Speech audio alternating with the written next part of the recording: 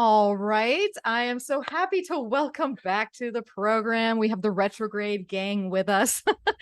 Spencer, Michaud, and Shu Yap are joining me once again to do a retrograde episode, this time with Mars, because that is the hot news in the skies, I guess, pun intended, that Mars will be going retrograde here in the fall of 2022. So thank you for joining me, Spencer and Shu.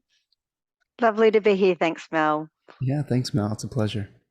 Yeah, so we have so much to talk about, so much because it is Mars and Gemini. But before we get started here, just in case you haven't caught Spencer or Shu before, Spencer was just on the program. We did Cancer season, didn't we? We did. I know we Yeah. did because Summer. Cancer, we're two Cancers. And Spencer and Shu both joined me for the Venus retrograde show back at in November of last year. But just in case you haven't caught those, Spencer, briefly tell us who you are, etc. Yeah, I'm a professional astrologer from Ypsilanti, Michigan. And I have a YouTube channel called Spencer Michaud Astrology, where I do some live streams for the new and full moons and do monthly live streams as well. So that's a great place to catch me. And I do readings. I have a special interest in the decans, so that's something I've been kind of diving into for the last couple of years here, and just really love the stories, the myths, and everything, and just excited to be here today. That's the Reader's Digest Gemini version. Oh, I love it. I love it. I love it. And I love Spencer, so that's why he's joining us here. We're just two crabs in a shell. And I love Shu as well, our Aussie counterpart, speaking from tomorrow over there in Australia. Yeah. So Shu, thanks for joining us again, and tell the listeners a little bit about yourself. Consulting astrologer. I've been teaching for Kepler this year, and I live on a farm, and I'm a mother of three, and I have a hectic, busy life, and I do a regular weekly intercycle observator news that's been going really well. I've started that this year as my Mercury project, so that's probably the best way to connect with me, through my weekly news. Love it. Yes. So, of course, Spencer and Shu's information will all be shared on my website and at the end of this program. So, if you want to find them, stay tuned, or look in the description of this podcast because it'll be there too. And you can follow up with everything they have to share. But for now, we got to get into this Mars retrograde in Gemini because, there's a lot to talk about. It's spicy, spicy. It's airy. I mean, as we're speaking here, I'm having my first Mars retrograde, or first Mars return, because I have Mars in Gemini. And I am lucky enough to get 3 conjunction passes because of this retrograde cycle. But hopefully I'll be able to bring a little something to the table of what Mars retrograde looks like. Or not retrograde, but Mars and Gemini in general. But let's go over just a few details about the retrograde cycle itself and what we're going to cover here in this podcast today. Basically, Mars, you're probably already feeling it, people, because Mars has been in Gemini since August 20th. So we're already getting a taste. We're already in what they call that shadow period. If you subscribe to shadows, we are definitely getting shadowy here. And Mars is going to be there for a 7-month stay, and that is a long time in Mars and Gemini. Because as a native, I'm impatient. So Mars and Gemini for 7 months is like, good Lord. I mean, who are you? I'm built for it. I can only imagine what others might be going through. But that being said, August 20th through March 25th of 2023, we will have Mars in Gemini. Mars is going to station retrograde at 25 degrees and 36 minutes of Gemini on October 30th, right before Halloween. So we get a juicy Mars retrograde near Halloween and right in the middle of the eclipses. So put that in your pocket for later. We'll talk about that. And also it's going to station direct at 8 degrees and 7 minutes of Gemini on January 12th. So that's just a few details here. Now, in this program, we're going to unpack some of the cycle of this area that's been traversed by Gemini. We're going to look into the myths associated with maybe Mars and Gemini, some fixed star action, some tarot action, some historical comparisons, a couple of the key transits involved with this, and also, most importantly, how do we deal with it? How do we manage the energy of Mars retrograde and Mars and Gemini in general? So, one of the things I want to point out just to start is to think about that this area of Gemini it's not that it hasn't been touched before. This is kind of like a 3-part series, with Mars following what Mercury did here in these same degrees last year in its retrograde. And then the year before that, in 2020, Venus retrograded in these same degrees with these same squares to Neptune. So, I mean, Shu, Spencer, any thoughts on what Mars brings to the table of this already heavily trafficked area of the zodiac? Mars is in traditional astrology, Mars is something that severs and separates and speeds up and heats up. So, it has its own agenda. So when it's moving through Gemini, it's trying to, do those particular things with the resources of Mercury, which is the ruler of Gemini. So instead of like when Venus is moving through that territory, there's a different planetary agenda, which maybe harmonizing or bringing things together rather than separating them apart. So I think that first of all, I think stands out to me with Mars moving through this territory as opposed to those other planets. Yeah. Mm.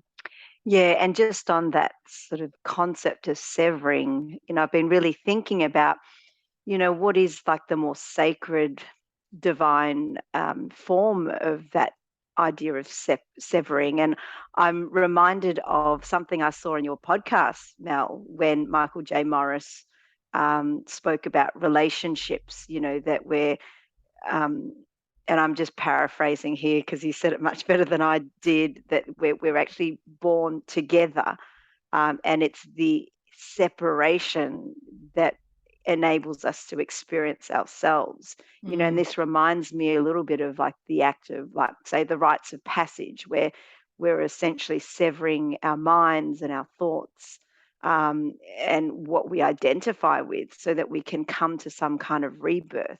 And I think this is this kind of more sacred energy of Mars, which often gets a really bad rap for, being a malefic, bad planet. But I think it does what we try to avoid to do, which is the hard work in severing, So, and the idea that, the word conscious is actually comes from the word to cut, con is with, and the second part of conscious is the etymology comes from the word to cut. So to be conscious requires us to do things with cutting, to make decisions, and that comes with that sort of the myth of as well, where judgment takes place, having to separate the good from the bad. So I think I like to try and remind myself that there is this very a more divine version of Mars, that it's what its purpose is. Oh, I love that, Shu, because when someone says separate, cut, we immediately think, what are we going to lose? Like what's going to go away? What are we going to be parted from? But that's so true. It's like to live a life that is connected with your purpose and your mission. That's a very Mars word, to live in purpose to your mission. You can't do it all. You can't have it all. You can't, like, Gemini might think so, I can juggle this and I can juggle that and do that. But this is very mutable territory. And that's the beauty of Mercury as a planet, and backing Mars is Mercury is that kind of like finite, paring it down. Let's decipher, let's, like get down to the nitty gritty of it so that we know like what we want to pursue. And I think that's going to be, that's a theme of Mars going retrograde to begin with, because a lot of times we're pulled back because we need to recollect ourselves towards what it is that we want to pursue. And we kind of have that time out. every how many every 18 months, is that how long it takes for Mars to go retrograde? Am I doing that math right? 18 months, 2 years, Around about 2 years, 18 months to 2 yeah. years. Yeah. Yeah. Yeah. So So I love that. Let's frame it, because it could be, that can sound scary to some. It sounds scary to me. Maybe I'll just out myself there. I mean, on some level, though, to live a conscious life, like Shu is talking about, you have periods of growth, and then you have periods of decay, and you sometimes have to remove something to make room for the next cycle, for that which wants to grow in the future. So if we had unchecked growth, if we didn't trim, like the bonsai tree, I do bonsai trees, and you have to trim it and shape it, right? If you didn't trim it, it wouldn't take shape, it wouldn't have form, and it wouldn't promote the healthy growth of the plant. So I think if we just think of it in natural terms, those malefic planets serve a very important purpose, malefic, quote unquote. We have to come to terms with the cycles of death and of removal and of loss. And I think that that's really important when we come into alignment with Mars and Saturn in particular. Yeah. Yes, it's dealing with separations. Mars is the fast and intense, short separations, whereas Saturn is the long, drawn out kind of cold separations. So True. in human nature, where we want to grasp onto everything and attach to everything, that's the conundrum. But Mars in Gemini, we're essentially focusing particularly on the air element, all these thoughts and ideas that we've had. And there's been a lot of thoughts and ideas over the last couple of years since Venus retrograded in Gemini, that sort of brought on this whole, almost like the impetus of this whole new world that we're in. Yeah. There's a lot of stuff that we have to cut through right now, a lot of noise that we have to cut through. So that is the challenge, I think, of Mars in retrograde in Gemini. Yeah. No, I feel that. I feel like in my own life, I'm severing an old path to begin a new one. And part of the difficulty is fully severing the old path, finding the resources and reaching out to other people to help me sever that. Because for me, it deals with like property, things that I own that needs to, etc. But then I have this new path that is developing, but it can't fully develop and go forward, A, because there's something holding that back, but B, because there's too many ideas behind it. And so I couldn't even move forward with that anyways, because I still have to piece out all these ideas that are just like collecting in my brain like a big, that's where Mars needs to come in, because they're not all viable. So which ones, cut out some, and which ones am I going to attach to? And maybe I will know in spring of 2023. And I think that's the beauty of the retrograde in Mars in Gemini, coming. I'm thinking of the myth of Joseph Campbell's hero's journey. He says that, it is that leap of faith into the unknown. And once you get there, if you do see a path, then that's not the place you're meant to be. So we exactly mimicking what you're saying is that, we don't know what we don't know, and we're fearful of stepping into something we don't know of.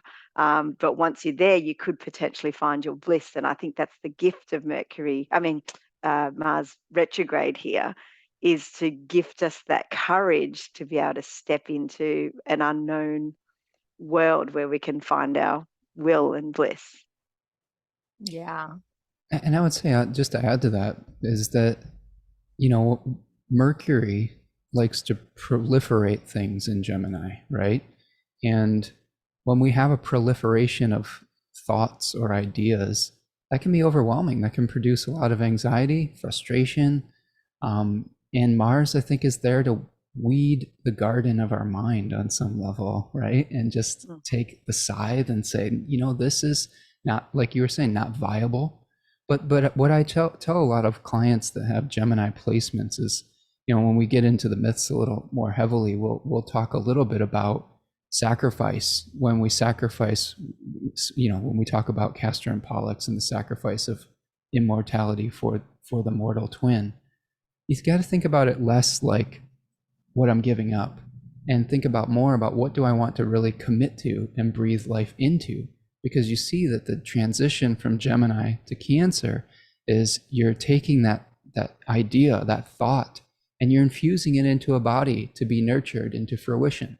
So that's part of this cycle, is how do we eliminate some of the extra options so that we can decide what is most important to us and breathe life into it. Yeah. Because it's not always good to have options. Anxiety, too many man. options have anxiety, too many Yeah. options, it doesn't get anything done. So that's something to think about as we roll forward with this program. I'm probably going to see it come up a few times, so stick with that. And as Spencer had pointed out earlier, and we'll keep an eye on it when we get into some more of the transit stuff, is really we got to think about the quality of what Mercury is doing in the sky the whole time, because Mercury, you know, Mars is not in its own sign, it's in Mercury's sign. So whatever Mercury is doing is going to play a key role in how the Mars retrograde is going to go down. And we might be feeling it now as we're recording this, and we're in the shadow phase, and we have Mercury about to go retrograde on the 9th of September. In its own retrograde that almost leads us into this preparatory period of what Mars is doing here too. So that's a thing within itself. So just keep in mind that it's not just Mars. Where's Mercury? Where's your head at? Because there's going to be different flavors, I guess we could say, of the Mars retrograde. Yeah, and just to add to that, of the different flavors, you know, the whole entire retrograde phase is also, it also has distinct little chapters. You know, we've got the phase where it goes station retrograde, which is probably the most intense, I think, challenging time of the retrograde. Then we have the middle section where it makes that opposition to the sun, which is the big ordeal, you know, that Mars has to go through. And then after it passes that opposition to the sun and heads towards the direct station, you know, we can see a bit of an easing off of that too. So I think we'll get to experience, you know, the journey of Mars, you know, as the plot thickens and then subsides. Yeah, not sure whether you wanted to know the dates, but I think the big ordeal, you know, the Sun Mars opposition, what we call that curtailed passage, you know, when Mars is, you know, rising at the same time as the sun is setting, and you can't see Mars. That sort of happens around the 8th of December. You know, that's potentially when we could see a big climax happening with this retrograde cycle. Yeah, right on a full moon, as Spencer and I had been talking about. Yeah, we're definitely going to talk about December 7th, 8th, because that will be a big part of this Mars retrograde cycle. And it got me thinking, Shu, earlier, because you know, and we've talked about this before when we were talking about the Venus retrograde. You know, when we think about Mercury and Venus's cycle with the sun and their retrograde movements, and how there is this pivotal point where it's rebirthed into the flames, you know, that it totally combusted by the sun and reached that Cassini moment. But Mars is totally different because it is on the other side of Earth. So it is reaching, as Shu just said, its middle point is the actual opposition to the sun. And how that is a different flavor. It's almost like a showdown between the two, you know, like someone sizing up for like a duel, or, you know, versus this kind of like rebirthing into the flames kind of quality. And so I don't know if either of you had any thoughts about kind of the difference of energy that comes with kind of the turning point of the retrograde cycle. Any thoughts? Yeah, I do actually, because I presented, there's a free webinar that I've done. It's on YouTube and the Kepler page on planetary phases, and I go into exactly all of this. But so, yeah, Venus being an inferior planet and Mars being a superior planet, they have, you know, slightly different, I guess, templates in the way they cycle with the sun. And so what essentially happens with Mars is that it will lose power after the opposition with the sun, because it's essentially going into its weaker evening star phase. Whereas with Venus and Mercury, the inferior planets, when it makes that, when it comes out of that superior conjunction, you know, the so-called halfway part of their cycle, they in effect gain strength because they're stronger as evening starts. So they kind of swap strengths, you know, based on morning and evening. So we tend to see Mars being more mature after it's been through that retrograde cycle. You know, it's not as gung-ho as the Mars in the morning star. It is destabilized, you know, at that opposition point, and it comes out a bit bruised and battered, but with a bit more consciousness, you know, having been through the purification, having severed, having cut through what it is that it needed to let go of, probably something to do with the ego, something to do with one's identity. So yeah, I think there's a huge difference between those inferior and superior planets. We hopefully will see the world becoming, you know, a little bit more less intense from a Mars perspective, but it'd be more of a repressed expression of Mars as an evening star. Oh, and it probably cools down the heat too, right? Because, you know, if you have that morning star Mars, it's heating things up, and you know, Mars is that lunar sect defender, I guess, on some level. It's the defender of the life force of the body. So you put it in an evening star phase, probably functions a little bit, I would say. I know it's not as strong, but would it be more effective, would you say, Shu, or more, maybe less, I don't know, bringing us less vitriol? I don't know, maybe it's just more behind the scenes, Yeah. right? I think it's more behind the scenes. I think it's, you know, I've got 3 sons with all evening star Mars, and I think it's, you know, the thing that I notice the most is that, you know, they might just not be able to communicate as well, and it might sort of react in more kind of, you know, explosive anger, but, you know, it seems to come out of nowhere.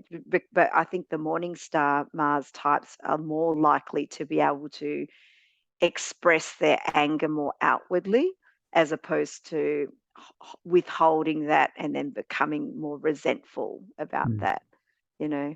And, you know, I think a Evening big, star Mars right here. So yeah, right. can confirm. Yeah. Yeah. I'm on morning But I star think Mars. Yeah, I'm like, I'll get it out, and then it's gone. get it And better then, out than in. yeah. I'm a brooder. But, you know, but one thing that I think really drives that is this sense of injustice, you know, and how well one is able to stand up for what they feel is unjust, or Sure.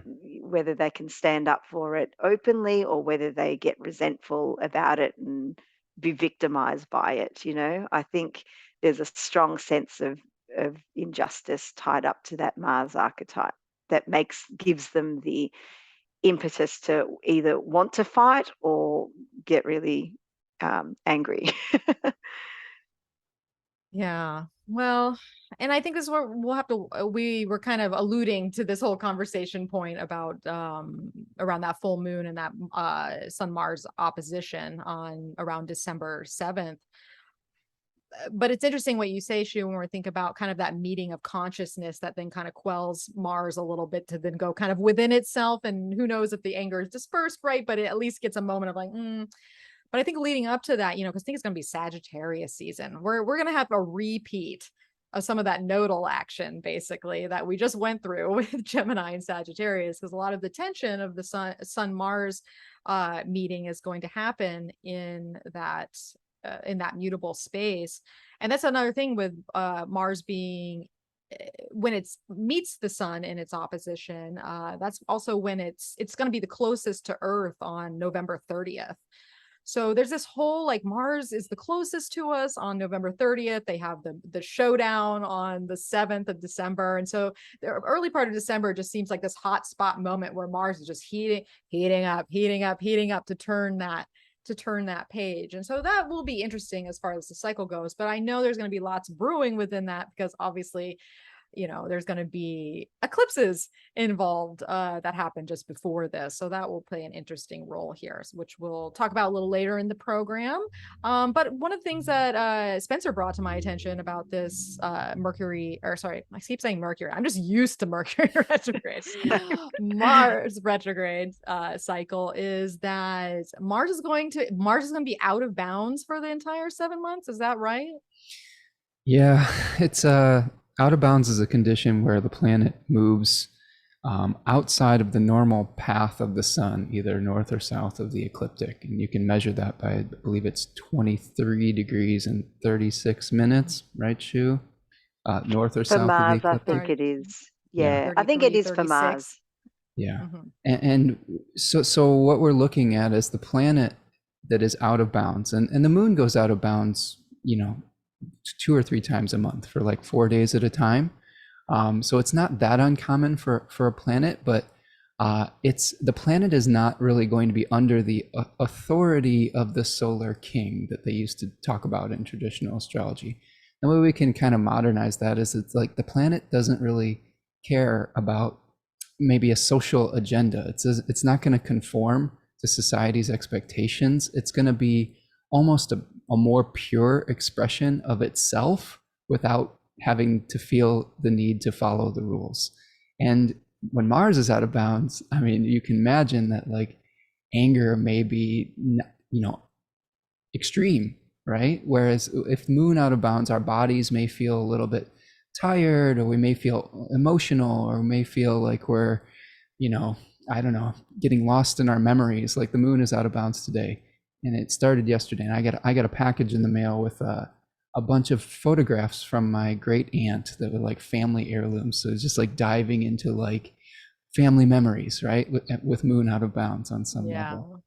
But Mars, Venus, Mercury, and the moon are all going to be out of bounds at the same time at that full moon on December 7th or 8th, if you're in Australia. So that period of time It's going to be pretty wild. It's like an unruly frat party or something. Well, and I wanted to say too, we're in America, we're going to be coming off of the midterm elections. Yes. And people are going to be in their feelings about that. I think that you see, Shu was pointing out we had a morning star phase of Mars leading up to that election, and then things start shifting, right? So we're having people being actively aggressive, expressing their opinions, right, with Mars and Gemini and morning star phase.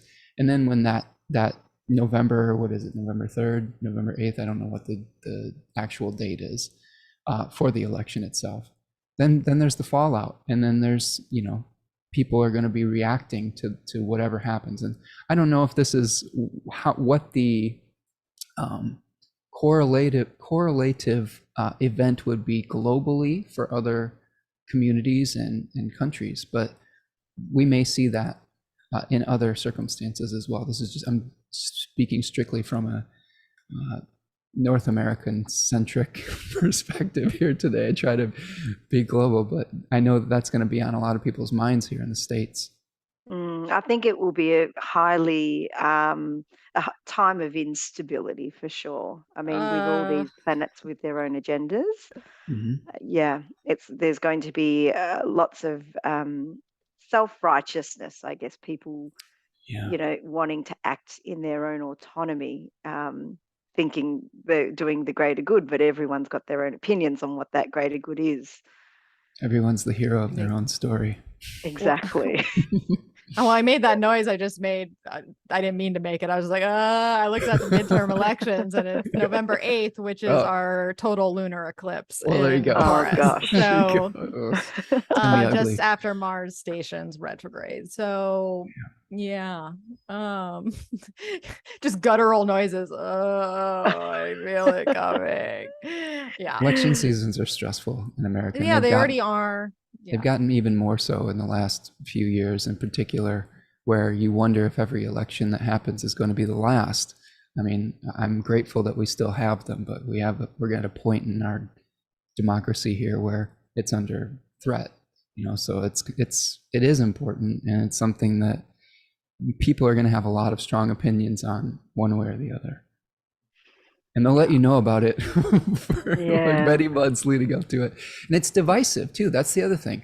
People's opinions become divisive at election season because they are trying to win their ideological battles, right? And that's where the blustering gets much louder. It always stresses me out. I'm a Venus and Gemini person, and I like to try to harmonize people's viewpoints and alternative perspectives and dualities. And election season is always something where I'm like, oh God, just make it end, please. Where Right? I'm the Mars and Gemini, and I'm like, let me play devil's advocate. There you go. I'm like, I might not even believe in that opinion, but let me tell you the other side just to see if Sure. I can stimulate your viewpoint. There you go. So yeah, we already can, I don't need to tell anybody listening that we can already see where Yeah. Mars in Gemini retrograde is going to play a role here. So just keep in mind it could get a little unruly with those out of bounds placements going on. So who's going to be affected here? Like I obviously the mutable signs, you know, Gemini, Virgo, Sag, Pisces. They're, I was about to say on the chopping block. I didn't mean that, but but just a Mars term. But yeah, if you have those mutable placements, if you if Mars is your time lord, you got Mars as your time lord, definitely pay attention there. A Mars ruled people like myself with the Scorpio rising, Aries rising. And those mutable rising signs too, I think are going to feel it. Yeah. Whenever you have a planet in an angular house, it's going to affect you personally. Whereas if you had it, say, in a cadent or a succedent house that was near the angles being house 1, 10, 7, and 4, right? But if you had a house adjacent, it might happen to someone close to you, but not necessarily always to you personally. So if you're Gemini, Virgo, Pisces, and Sagittarius rising, you know, you're going to have it in a place that is going to directly affect you. And of course, people that have planets in those mutable signs as well are going to feel it either by conjunction, opposition, square, etc. But yes, I would be keeping my eye also on the Scorpio house because of the eclipse and Mars ruling that eclipse. I just think I noticed when we did the Venus retrograde stuff, I had an inkling of, you know, that Taurus house going to be very, you know, highly impacted for the Venus retrograde, and it turned out to be that was the case. So I'm kind of applying that same observation here to be keeping an eye on wherever your Scorpio house is for everyone. Like that's going to be undergoing some pretty like some instability, or whatever we just spoke about just then, like all that will be playing out in that Scorpio house. Yeah, a lot of stuff playing out in Scorpio house here with those eclipses coming.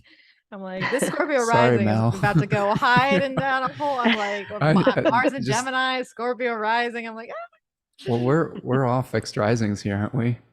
So we're all going to be getting some house is going to be getting somewhere. Well, we're all shaking our head like, you know, no. we've already been dealing with Saturn Uranus, so it's like totally. It's like universe. What you got? What you got left? Come on. Yeah. I'm a pro by now.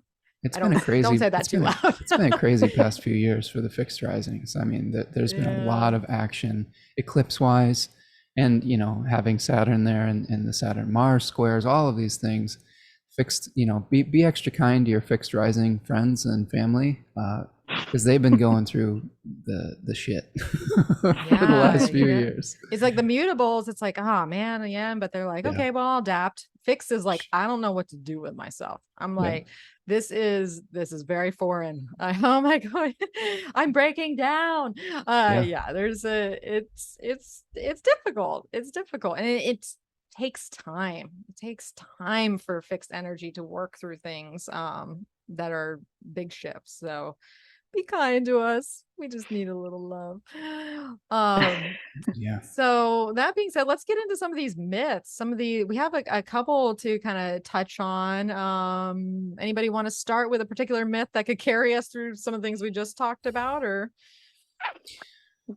Well, I think the one that really is the standout myth to me is that hero's journey, because, you know, being that kind of, well, for those that, you know, if you don't know about the hero's journey, this is Joseph Campbell's myth, which is somehow termed the monomyth, because he essentially has studied a lot of stories and myths from around the world. And I think he even tried his hand at some fictional writing at one stage. And he essentially came up with a formula of how all stories kind of goes, like in this particular order. He's kind of broken it down. And I know this hero's journey myth has been used in by script writers and people that are in drama, because it really does work in this kind of formula of a story. It's essentially a journey that one goes through to find their bliss. That's the whole point. And you go through a big ordeal. You start in the ordinary world. You cross the threshold. Start to confront the dragon, head into this big ordeal. You come out the other end, with some kind of success.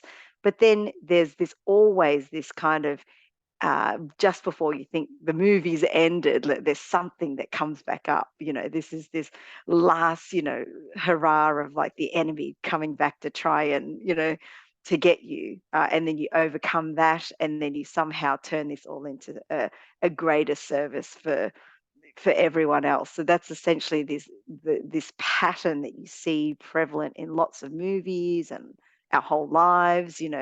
And so this myth also really can, we see this pattern in, Jason and the Argonauts, and even Arjuna in the Bhagavad Gita. Everything has this kind of template. So it seems like a very universal story of Mars and the Mars synodic cycle, what Mars goes through every time it starts a whole new cycle with the sun. That's one. Yeah, that's exactly it. We can see it on the We're screen just now. sharing a little thing that I found on Wikipedia that shows the hero's journey in a circle, and I thought it spoke to what you're about to speak to, Shu, with the cycle. Yeah. So, I mean, in terms of this Mars retrograde, what we need to consider is that, where did this journey begin? Well, this journey began in October last year, when Mars made the conjunction with the sun and started off the ordinary world, started off the seed of this whole entire cycle. And I remember listening to yours and Spencer's podcasts around this full, was it a full moon? It was a new moon, I think. Yeah, I think we did the new moon in Libra. Yeah, and that was quite an intense new moon, because Mars started off its journey in detriment. Obviously combust, with the sun, with the two lights, and so the Mars retrograde section that we're going through right now is essentially the going into the abyss of whatever that was started back then in October. So if you can think back to what happened around October the 8th, I think. Of 20, yeah, I got the chart up here. That would have a significant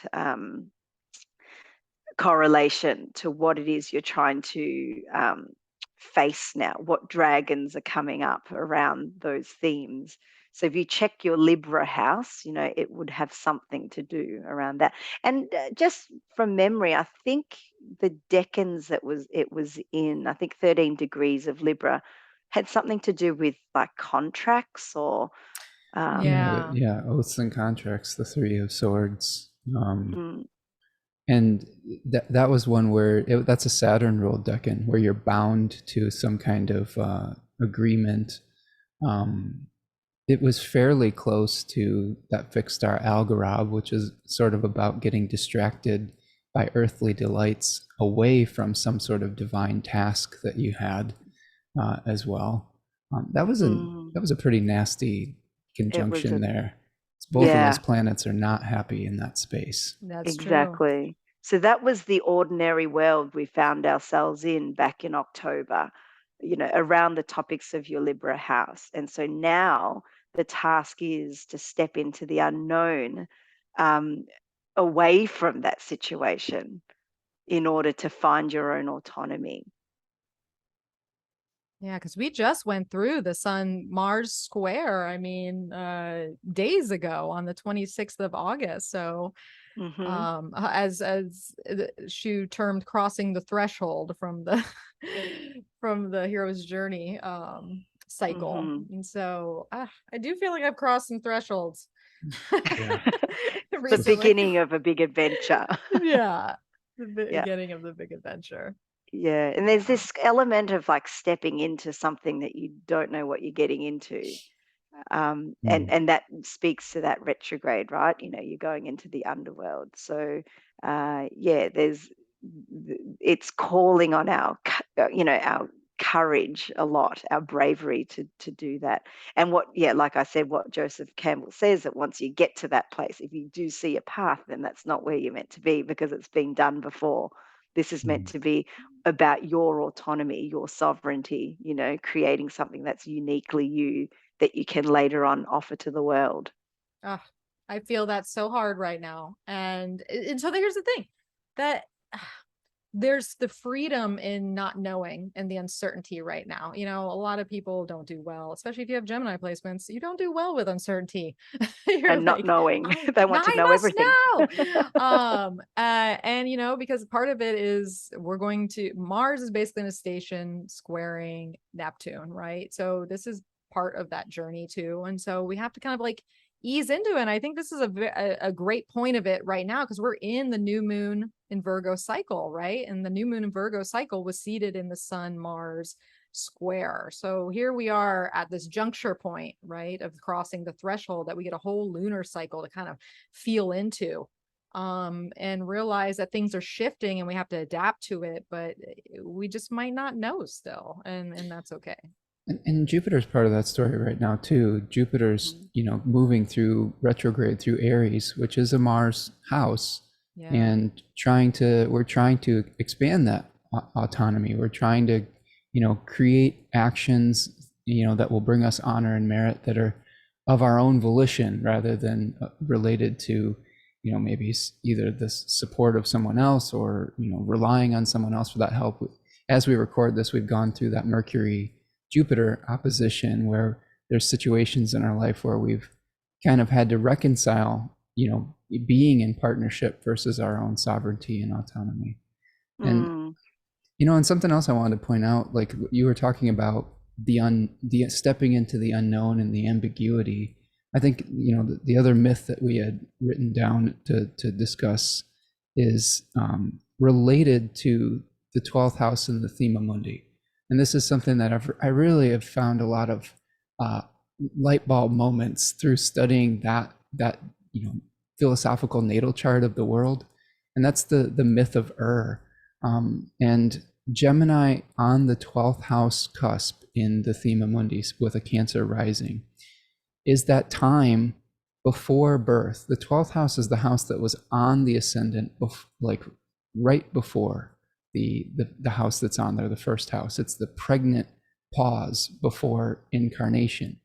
And that myth of just very briefly, just talks about a soldier that has died but retains his consciousness, and he gets to see people choosing lots before birth. And I think a lot of the anxiety of Gemini is through the understanding of all the different options, lots, fortunes, lives that you could lead, and the advantages and disadvantages of all of them. And, you know, we look at the decans, there's like a paralysis in this first, you know, 8 of Swords card, right? Where we have the proliferation of options. But really, I think the journey of Gemini is choosing. It is an exploration to be able to finally make a choice. I think that one of the mistakes that people make with Gemini is that they have to feel like that they have to keep every path open. And I don't think that that's actually the function of the sign. I think it's exploration to eventually choose something that's most important to you. And I know there's some Geminis out there that'll argue with me about that. but I think that, you know, I mean, and that also reminds me too of the other major themes with Gemini is twins. And so there's many myths that talk about twins: Castor and Pollux, Romulus and Remus, Cain and Abel. We could go on and on down the list, but this is something that I learned from Liz Green about the projection of the shadow onto the other. And can I read a quote from her book? Sure. So this is The Astrology of Fate from Liz Green. And she talks about the daimon or spirit of each sign. And here's her quote for Gemini. She says, "It would seem that the daimon which presides over Gemini brings the individual into inevitable conflict with the dark opposite. Frequently, it is experienced through another, most often in the sibling relationship where one brother or sister is the good one the parents love, the other is the bad one who carries the projection of the shadow for the family. In these exteriorized situations, it is much more difficult to discover the enemy within and the warring opposites which must ultimately meet at the center. Mm. So there She's is so brilliant. yeah, she's great. She's one of my favorite just thinkers, and I think that that's one of the dangers with Mars and Gemini, is that we can externalize an inner conflict onto some other, where we are what we're really trying to do is harmonize and unify something within ourselves. And part of that hero's journey that Shu is alluding to is coming into wholeness internally. And the real danger that we have is creating those conflicts by saying, no, my conflict is because of you, and pointing the finger and casting aspersions outside of yourself and externalizing that rather than integrating that shadow energy. Or severing, Right. or severing that which is, severing that conflict away from you as opposed to projecting it. Yeah, absolutely. Yeah, I resonate with that just from my internal experience as a Mars and Gemini native, because I will find myself catching myself with that, where the issue or the irritation or the problem is always outside of me, in the other person, a lot of times with the partner, etc. And of course I've gained enough age at this point, and detachment, I suppose, to catch the pattern, catch the cycle, to maybe indulge it for a second, but then to come back and be like, no, this is a lot. This is dealing with my own stuff here. But it is true. It's easy, especially mentally, right? Because we're talking about a very, I mean, anybody who has Mars in an air sign can probably speak to the fact where a lot of aggression or anger or irritation ends up in the mental space. And even your pattern of doing, it all happens in the mind. You don't get anything done because you've already expended your energy in your head. But it's true. It turns into, sometimes the battle isn't even outside necessarily. It's just like a warring faction within your head that creates this. You ever get into someone cuts you off into the on the freeway or something, and then all of a sudden you're in a fight with them for like 30 minutes later in your head. And you just wasted 30 minutes of your time having this, like, could have been imaginary argument. fight. Yes, exactly. And so I don't know if any of you other Mars and Geminis out there can join me on this bandwagon, but it's true. And it doesn't help. It doesn't help anything. It's just decisive, or it's divisive within the self is all it's doing. I wonder whether that's going to be more prevalent with the Mars square Neptune, which will happen 3 times across that retrograde cycle. These imaginary conflicts that we have in our head, or the lack of clarity and perception around what a true conflict is and what's not quite an issue, like blowing things out of proportion. There's a few kind of warning signs, in this retrograde. Like, it does make a lot of aspects to a lot of different planets while it's in retrograde. So there's going to be, as suggested by the nature of Gemini, it's going to be very eventful. Yes. And so we're gonna have that Neptune action, and that's what's really interesting about the whole Neptune piece. I'm just going to share my screen again here. If you're watching the video, we're looking at some charts. But Mars is going to station retrograde on the 30th of October, but it's going to do so basically within the square to Neptune. So October 11th is going to have the exact Mars Neptune square. October 30th, it stations retrograde. And then we have our next Neptune square November 19th. So that whole eclipse period, essentially Mars is just slow and stationed in a square to Neptune. And so everything we just talked about, in relation to the invisible enemy, or the not quite seeing, sharks. Yeah. That might actually help externally subdue the effects of Mars, considering um the is it the solar eclipse as well, with the South Node. It is very much a time of coming within. And I would suggest that that's what we all try to do on that solar eclipse. So we could potentially just see more of a broody nature of Mars in that little shadowy period there, than an externalized form of it. Because that Mars Neptune square I often find is very tiring and demotivating. Yes. Yeah. So hopefully that pulls back a little bit of fire and just dampens it out a little bit. Probably not great for us, our emotional inner life, but if we can have some strategies to cope with it, then we might ride through that, with some level of bliss if we can find it. And I think it's really important to be careful with substances around this period of time too, because Yes. Neptune is associated with toxicity and poisonings on some level, and Mars with accidents. So there's a heightened possibility for accidental, like, overdoses of like toxic waste dumps or something like that, or spills or something of that nature. Or So even infections, sure. our vitality and our Mhm. blood is being opened up, has no boundaries. Yeah. So, we could be, immunity would be a really great thing to work on for that period of time. Yeah. I also think about just the nature. I'm seeing a lot of people having car accident issues lately in the news and personal life and things along those lines. So just when we think about traveling and, because Gemini is on the move, and hmm hmm Neptune can, Yeah. Or water, sea yeah, accidents, that kind of exactly. thing. Yeah. Exactly.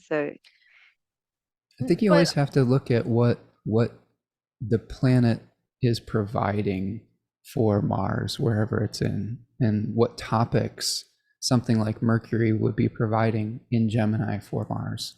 Like another story I saw recently, I had a friend in Egypt who had an Amazon delivery person start like a brawl with the security of their building because they rejected a package, and it turned into this melee. So this like battle, this war with a delivery person, which is a signification of Hermes or Mercury in commerce. And I was like, wow, and it happened literally the day after Mars ingressed into Gemini. And I was like, wow, that's pretty literal right there. So, what kind of topics are you going to find become points of contention and conflict, right? Well, for that particular instance on November 19th, when Mars squares Neptune for the second time, Mercury is going to be in its detriment in Sag. yeah, So it's probably not going to be great matter that it's passing on. Gross misjudgments, perhaps, self-righteousness, or just not seeing the bigger picture in something. So yeah, some tumultuous times coming up, I think. Yeah, that's something yeah, I've been asking myself, is what are the tools that Mercury is going to give Mars? And I wrote like a little brainstormy list. To me, it's hmm commerce, exchanges, words, um, alternatives. Like that could be a battle over plenty of alternatives. alternatives. Questions, siblings, contradictions, dishonest agility. That to me is something that's related to Mercury, which you could talk about as lies. So like trying to be honest through this period of time is really important, or dishonesty could create conflict. I also see Mercury or Hermes as a trickster. So it wouldn't be a great time to play what you think is a practical joke on somebody, because it could blow up into something, a huge misunderstanding potentially. I think that's another thing to consider. Mm. And Shu, I want to get your thought on this, because this is something that just like came into my mind when I was brainstorming too. Invisibility related to Hermes. Like, is that a way to fight? Is maybe ghosting someone, right? Where, Yeah. because Hermes Well, likes to disappear. yeah, interesting point. Spencer, because I did have in my notes about the art of war being a very Mars Mercury kind of text to study, and just one of these quotes that I got from let me just try and find it. It's that it's more important to outthink your enemy than to outfight them, and that all warfare is based on deception. So you're trying to essentially pretend to be weaker than what you are, so that it invokes like a sense of complacency in the enemy, and then you would attack. So that's very much echoing what you're saying here with that invisibility factor. And in fact, the Viet Cong in the Vietnam Army, against the US Army back in the 70s, 60s, 70s, they very much employed those art of war kind of tactics. They were outthinking the US Army by using very alternative, again, one of your keywords, alternative war strategies, because the US Army were much stronger than them, but they went and built underground networks and booby traps and, these hit and run tactics, and they essentially won the war in the end. So yeah, I think that Hermes influence to Mars can be a bit of a can be a troublemaker, but a very sneaky one, that trickster quality. Absolutely. I agree.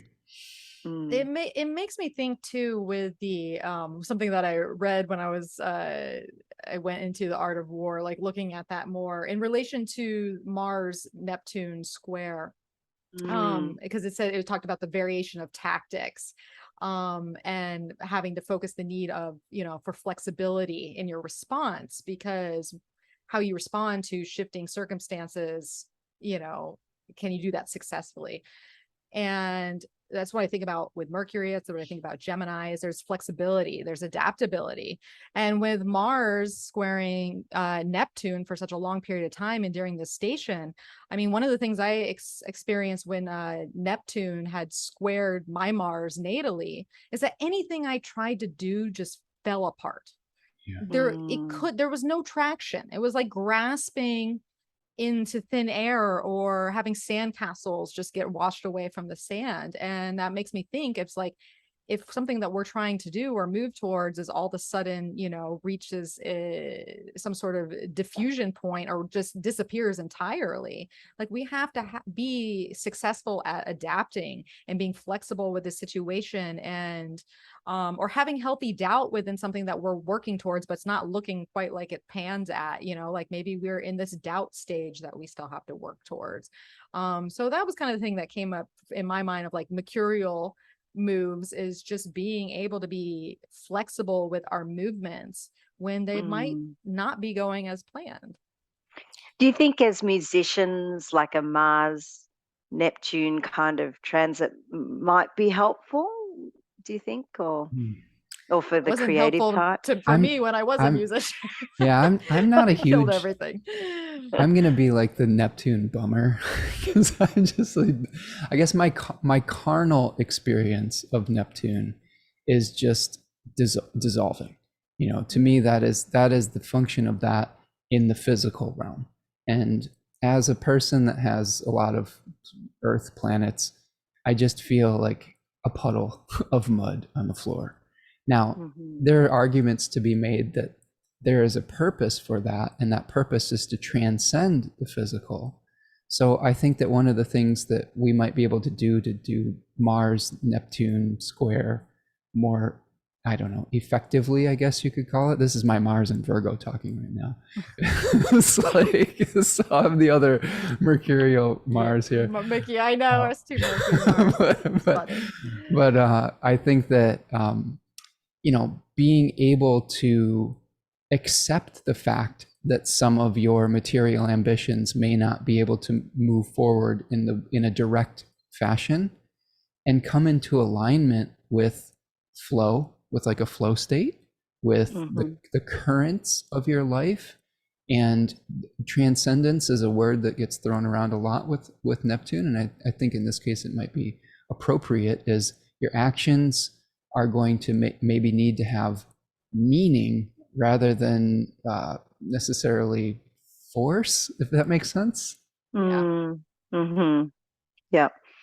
Yeah, because I definitely feel the effects of Neptune as being very overwhelming, Yeah. to a point where, yeah, it's just impossible to get anything done. And that's going to be very frustrating for a Mars retrograde who is also already frustrated to the core. So, yeah, I'm just wondering how to navigate that, because it's almost like, should we just sit and meditate all, I for mean, all three that's months? one actual good remediation for this aspect, I think, is that quieting your mind and coming into alignment with divine substance, I think, is important. To me, Neptune, I always think of the Robert Schmidt calling Neptune a transcendental moon, and it being like the one thing, versus, like, in his opinion, Uranus was a transcendental sun, which was the one mind.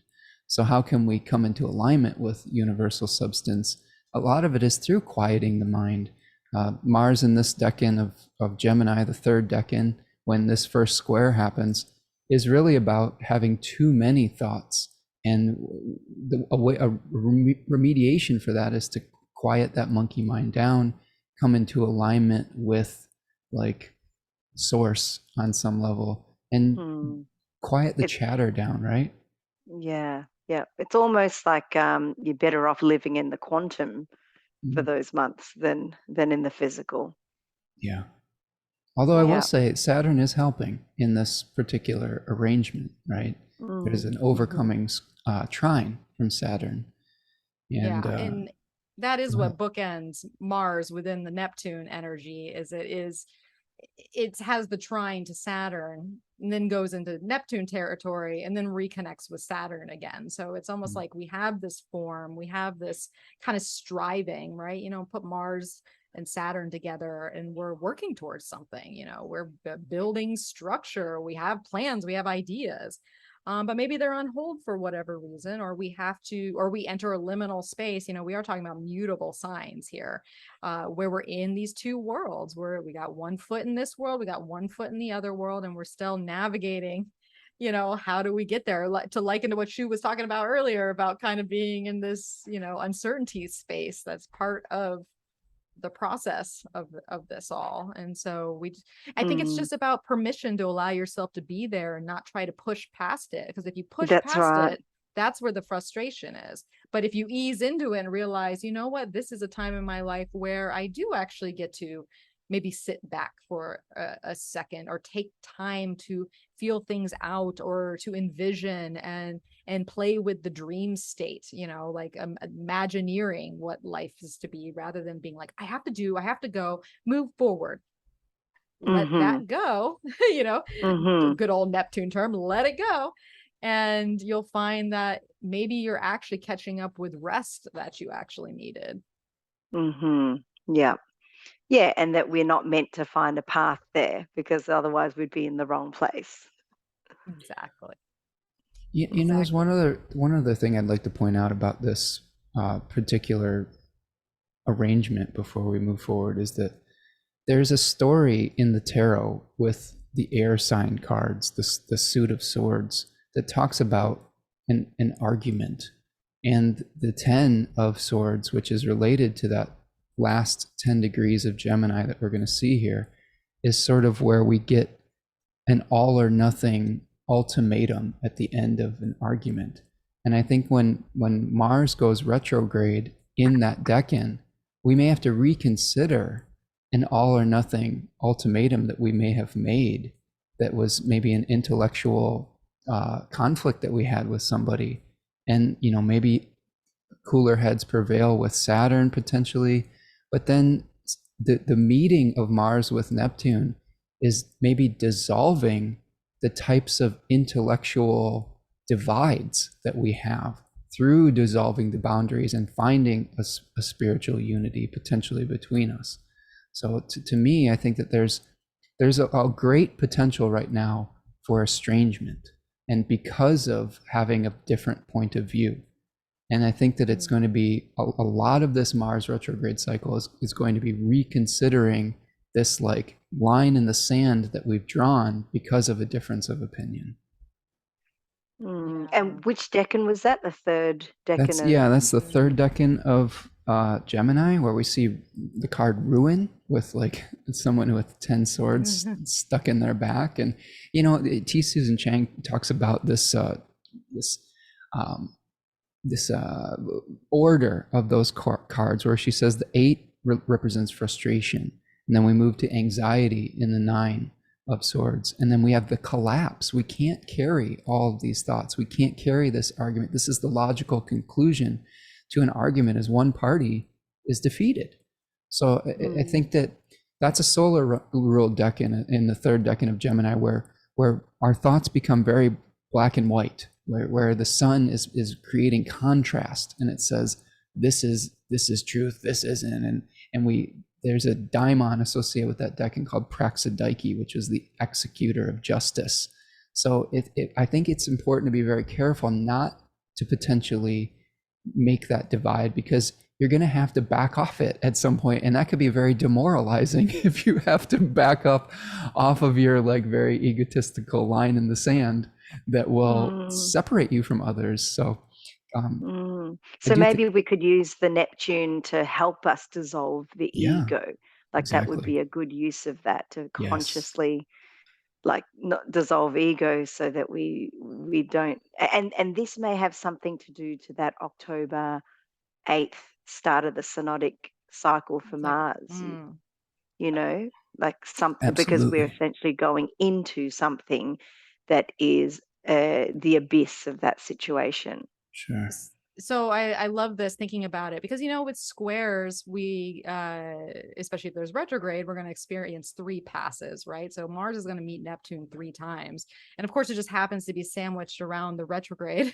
And when we're having a election season here in the US, and sometimes it takes time to learn these friction and lessons, and it's going to take a long time, because the last pass is going to be on March 14th of 2023. But I find it very interesting that it just happens at the same time that the sun is making a conjunction with Neptune.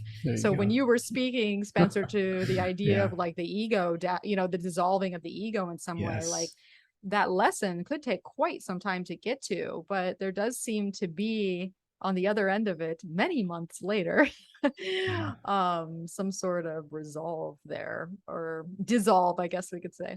No, that's beautiful, because the coming together of the sun and any planet brings clarity to that situation and shines a light on it.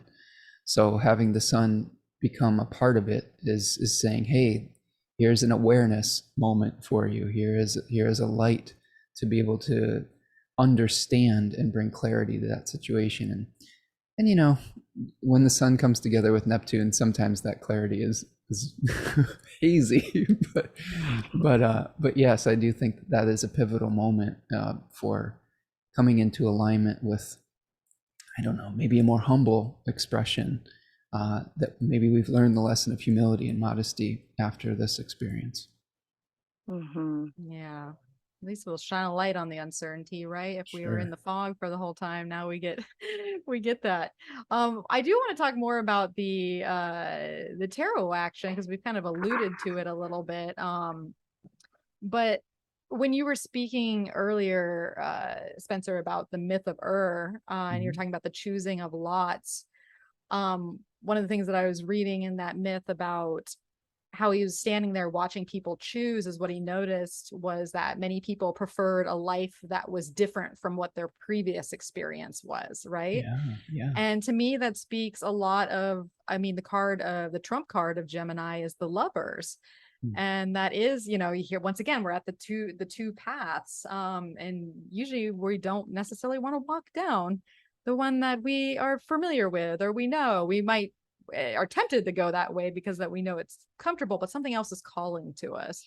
And so to play on the theme that we've already kind of brought up here of like leaving something that we know behind in order to open this new chapter, that part of that myth and the Lovers card, to me, along with the Tower of Mars, seem to play into it. I think the Lovers represents an ethical or moral quandary on some level.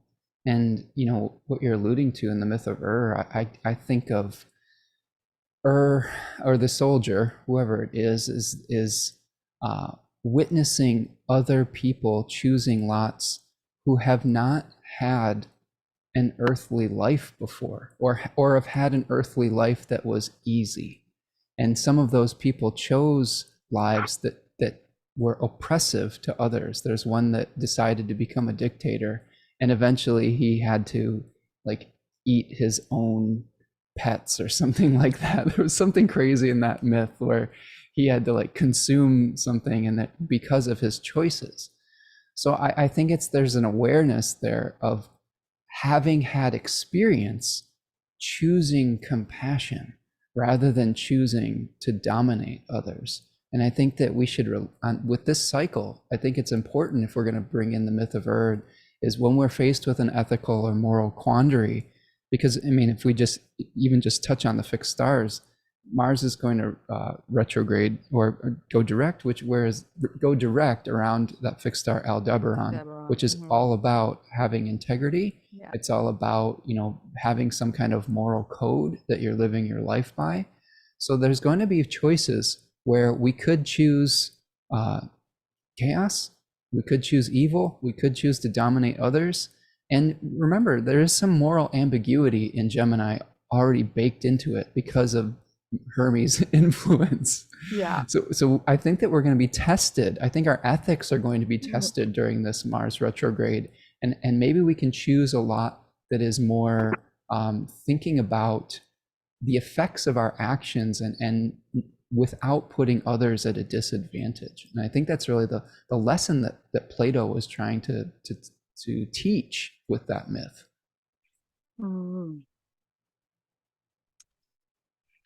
Yeah, fascinating. I mean, I found it so interesting. I saw some like strong Mars correlations with the myth too, in terms of like, the concept of reincarnation and the different types of animals that one would come back to. That was it those that were good obviously went to heaven, those that were bad went to Tartarus, and the middling, of all the different types of middling people, those that were dominant people would come back as, say, wolves or birds of prey, whereas the ones that were actually quite nice people would come back as bees and ants, because they're more likely to get along with people. And just that whole discussion around the different types of animals, I thought was very much like a Mars joy in the six, like Mars being a natural significator for beasts and animals, and the sixth house being, of work and service. Those that weren't good, came back as donkeys so that they could, have a life of enslavement and things like that. So I thought that was a really good choice of myth there. I thought, like on many different levels for Mars. It's good advice. Don't be an ass, and you won't come back as one. Yeah. Right. As simple as that. Yeah. Well, which is so interesting when we think about the 3 decans of where Mars is going to be. These are some of the most difficult decans as far as like minors are concerned. Like you said, the 8 of swords, really the 9 of swords, the territory. 10 of swords. It is rough territory. Yeah. It's good territory to be an ass, that's for sure. To be to yourself, to other people. But it had me thinking, because we start out, like you stated, in the 10 of swords area, where this is like ruin and finality of some sort, also drama in a sense, or maybe martyrdom, as we talked about the Neptune part of it. But it's also it can be a death of an old way of thinking, or an old way of being in some way, because a lot of times this card can get the idea of because it's over, there's renewed hope. But that might be on the other side of it, right? Because that's the dawn, right? That's coming after the dusk there. That's exactly. And what I was thinking about, because it is such an interesting threshold to go from the 10 of swords to Cancer, which is the 2 of cups, and to go from, the lovers and the card of choice to the Chariot, which is the determination of will. And so here we're going back and forth through all this choice. What's over? What's done with? What old ways of thinking need to go? What do I need to make peace with because that's done and I'm not letting it go? Where do I have anxiety? Where am I thinking about things negatively or in worst case scenario? So, like maybe I have, especially the 9 of Swords, which is Mars and Gemini's decan, is like, you have to face. It's like this person is waking up at night because maybe they need to face their own demons. You need to face some unconscious fears that are there, or projections. We talked about that earlier coming up. And we have to cut that out to even get to our own potential, because if that holds us back, all those projections and those fears and the things inside of us that holds the 8 of Swords that holds us back or creates obstacles or creates distraction. So we haven't really talked about distraction at all, and that is Gemini, at least this Mars in Gemini, to a T. It's easy to get distracted about things that don't matter to what the goal actually is, or distracted in a way that diffuses your energy and holds you up. But this is just some things I was thinking our about. own worst enemy too, right? Yeah. I mean, that this is something that I think, that's why I really love that Thema Mundi as a teaching tool for astrological signs and for houses, is, if you correlate Gemini with the 12th house, that was said to be the house of self-undoing. And some of it is through the mind, through like narratives that are holding us back, rather than physical events like the 6th house, where it would be, that is what stops us from completion. All right. The 6th house is what pulls us away from the 7th house of completion. Whereas the 12th house is the cadent house that is pulling us away from our sense of empowerment and our sense of self. So you've got this like, and what can bring you away from your sense of self is too many thoughts, too much self-criticism, too many options, like too many things you could be, like too many, paradoxes. And so I think that we really have to be careful not to overthink this cycle, and not to like let our internal dialogue be turned against us. Do you know what I'm saying? Like, that's what I notice with Geminis the most. Yes, it is easy to project onto an other, but oftentimes, a lot of the times, they're beating the hell out of themselves internally, and that's what I've you want to avoid. I've actually known like the most depressed people that have suffered from depression, in a big way. A lot of them have been Geminis. Their mind, they're so cerebral, and their mind has essentially overtaken everything else. So so totally makes sense with the 12th house association. And I think the modern interpretation of Gemini as superficial is incomplete as well. I think that there's actually a lot of quite deep thinkers in the sign of Gemini. And I think that it's just that the thinking is so quickly that it can shift from one thing to another very quickly. But sometimes I've had the most philosophical conversations with people with prominent Gemini placements, because they're thinking from that point of almost like the collective unconscious on some level, where they're dealing with all the possibilities, and that takes a lot of brain power to be able to hold all of those things simultaneously. So they can't escape the thinking. That's the problem there. Yeah, and that can be analysis paralysis. That's this card. That's that, and but that's where we emerge, right? We start out there in the shadow with that, but we emerge with Aldebaran in that space. And they always say with the lady in the 8 of Swords, it's like she's not really tied to anything; she's kind of tied to herself. So loosen those ties, let yourself free, don't overthink it. I'm talking to myself right now, but I had a long-term partner. We actually had, ironically enough, we had Mars and Gemini conjunct, and so that was that. It also is a Gemini rising, and I can't tell you how much being in his head really paralyzed him to get anything done or to make choices. Right, because it's going back in the option, and if those options include the entertainment of insecurity, Mm, nothing would ever happen because it wasn't safe, or you know what I mean? Like or just always questioning, or what do you think about this? Should I do this, or always having like enemies. It's a very 12th house thing too, sure. you know, Secret thinking that enemies. other Yeah. things are coming out to get you. Yeah. But really it's all in your own head. And I think that yes, the Gemini exploration of thought is not only possibilities but also fears. And I think yeah, that that's, you know, that's the shadow side of the light twin, maybe the optimism and the possibilities. That's why sometimes people accuse people with Gemini placements to have this kind of manic type of energy that can swing very wildly from one extreme to the next, because you do have that optimism, but then it swings to that dark depression very easily through fears and through anxiety. So that's something to watch out for with this too, is wide swings of emotion and thought that can be very debilitating on some level, and can, I don't know, I have Venus in Gemini, and making a choice, it's squaring all my Virgo stuff. So there's always like this like expansion versus like consolidation of choice. And I remember when I was young, I would spend hours just staring at the ceiling, like being paralyzed because I didn't know which direction. I had to think everything through and examine everything with a microscope.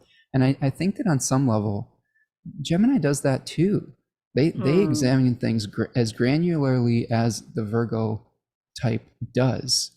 But I think it's more like a bee pollinating or gathering pollen, rather than like trying to encapsulate something in a seed or like discard something. It's more expansive. It's just too much all the time. It's hard to make a choice when it's just too much all the time. Yeah, just on the theme of swords, I mean, I heard this morning on the way here that there's been a guy on the loose in Canada, and he's gone around stabbing people. And some people, and again, there's I think 13 people that have been stabbed so far, and he's out on the run at the moment. And they said some of these people have been he's specifically gone for them because for whatever reason, and some other people are just random attacks. So this goes on that choice issue as well. And I yeah. thought, wow, isn't that interesting with Mars in Gemini, Mm. and with all these tarot correspondences having to do with the swords, that this is what's being activated right now in the news. Mars is random too, isn't it? I mean, Mars is the planet of random misfortune. You know, Especially when it's out of bounds. Yeah, yeah. out of bounds. There's really no dignity here whatsoever. I mean, it'll have a little bit kind of when Mercury is in or in Scorpio, but I mean, how much really is that? So there's this like peregrine nature to it too, which is a little all over the place and wandering of sorts. So it's a little bit of a wild card, you know, with Mars and Gemini. It's like wherever the wind takes you, I suppose. Yeah, well, wind with heat, can only, we just want to not add too much fuel to that to Yeah. stop So, fires. Yeah. sounds like the Santa Anas, basically. When they kick up here, they come out of nowhere and you got this really hot wind with just dust hitting you in the face. And it's like, And we're seeing, that's, I mean, we're seeing droughts globally right now that are very destructive. You know, the dry, hot air, you know, drying up rivers and exposing like old cities, basically. You know, there's a challenge right now with I mean, there's a whole entire city that doesn't have water right now in Mississippi. I don't know if oh, I that's saw necessarily that. due to drought or through some other challenge, but uh, globally, you're seeing, you know, things dry up and drought. There's a terrible drought in China right now as well. So this is another thing where air becomes destructive, right? Mm. I saw in Texas there was a river that dried up completely that has never really dried up, but they actually found dinosaur tracks in the riverbed. That so I mean the paleontologists are all excited about it and studying it while they can before the water's back.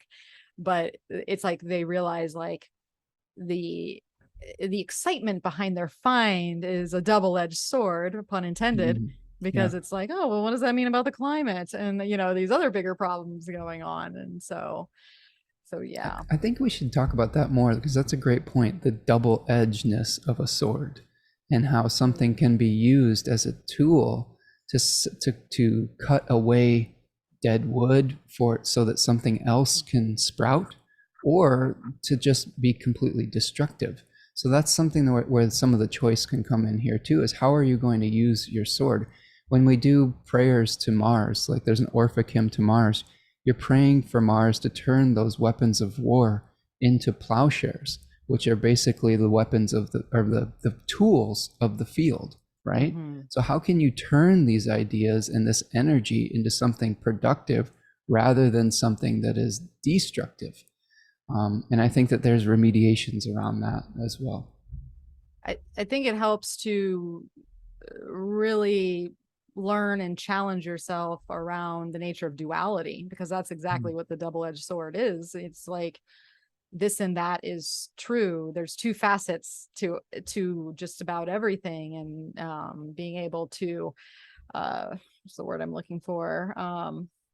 It's escaping me right now. It's like make the most out of a situation. To make the most, to make peace with that being a thing too, because sometimes people have a real hard time with duality, or realizing that a couple people can be quote unquote right, or like it's either one way or it's this way, and there's a lot of gray area here. So I guess there's a lowercase truth. Lowercase t truth in Gemini rather than a capital T truth in Sagittarius, right? Mm-hmm. So there's relativity of truth when we see Gemini, and like you were saying, simultaneous truths can be real for multiple people at various times, and you don't necessarily have to make one the winner all the time, right? I think that Hermes is a god of the crossroads. He's the god of the dead and the living. He's the god of Olympus and of the earth. Hermes or Mercury is someone who can travel between worlds and communicate with vast amounts of people. So sometimes we may have to adjust our message and be flexible to be able to get the essence of what we're trying to communicate across, rather than getting fixated on the form. That's another thing that I think that we could see as conflicts, is labeling things and naming things. I think Gemini is all about putting a number, a name, a label on something, and then we can fight over that. There's all sorts of things where people fight about what this is called or what it isn't called, and just I'm thinking of like Twitter right now. There's all sorts of, a lot of that goes on Twitter. That's another battleground for Mars and Gemini. Oh, I'm sure right that will be. Oh, yes. So I'm glad I'm not on Twitter, because I don't got the energy to stay out of that fray. Yeah. I think one of the saving graces, just on the topic of truth and self-righteousness, I always think of Jupiter when those words come up, is that for that lunation in Sagittarius, when everything goes down, the saving grace is that Jupiter will be just moved back into Pisces. So hopefully that will help that situation a little bit more, and to bring some like the capital T truth to prevail a little bit more out of that lunation. Some grace, maybe more. And maybe some universality, for sure. That's true, because Jupiter, and that is part of the whole eclipse period too, because that's about when Jupiter moves back into Pisces, because until then Jupiter is under Mars domain, and so Mars is truth. What's Mars's truth? That's Jupiter's truth for now. And then Jupiter's like, no, hold on, let me get back into Pisces. I got the truth, just wait. And so I think that is going to be a big shift. Yes. It'll be an interesting one, but that's the beauty of being an astrologer, right? We get to kind of study this thing and wait for it to happen and be like, oh, I get how that works. And so I think as astrologers and as astrology enthusiasts, we can actually learn a lot about many planets this fall, not just with the Mars retrograde cycle, but just the intricacies of all the planets at play. Because it's an interesting lineup. Let's talk a little bit about the fixed star action. We touched on Aldebaran a little bit.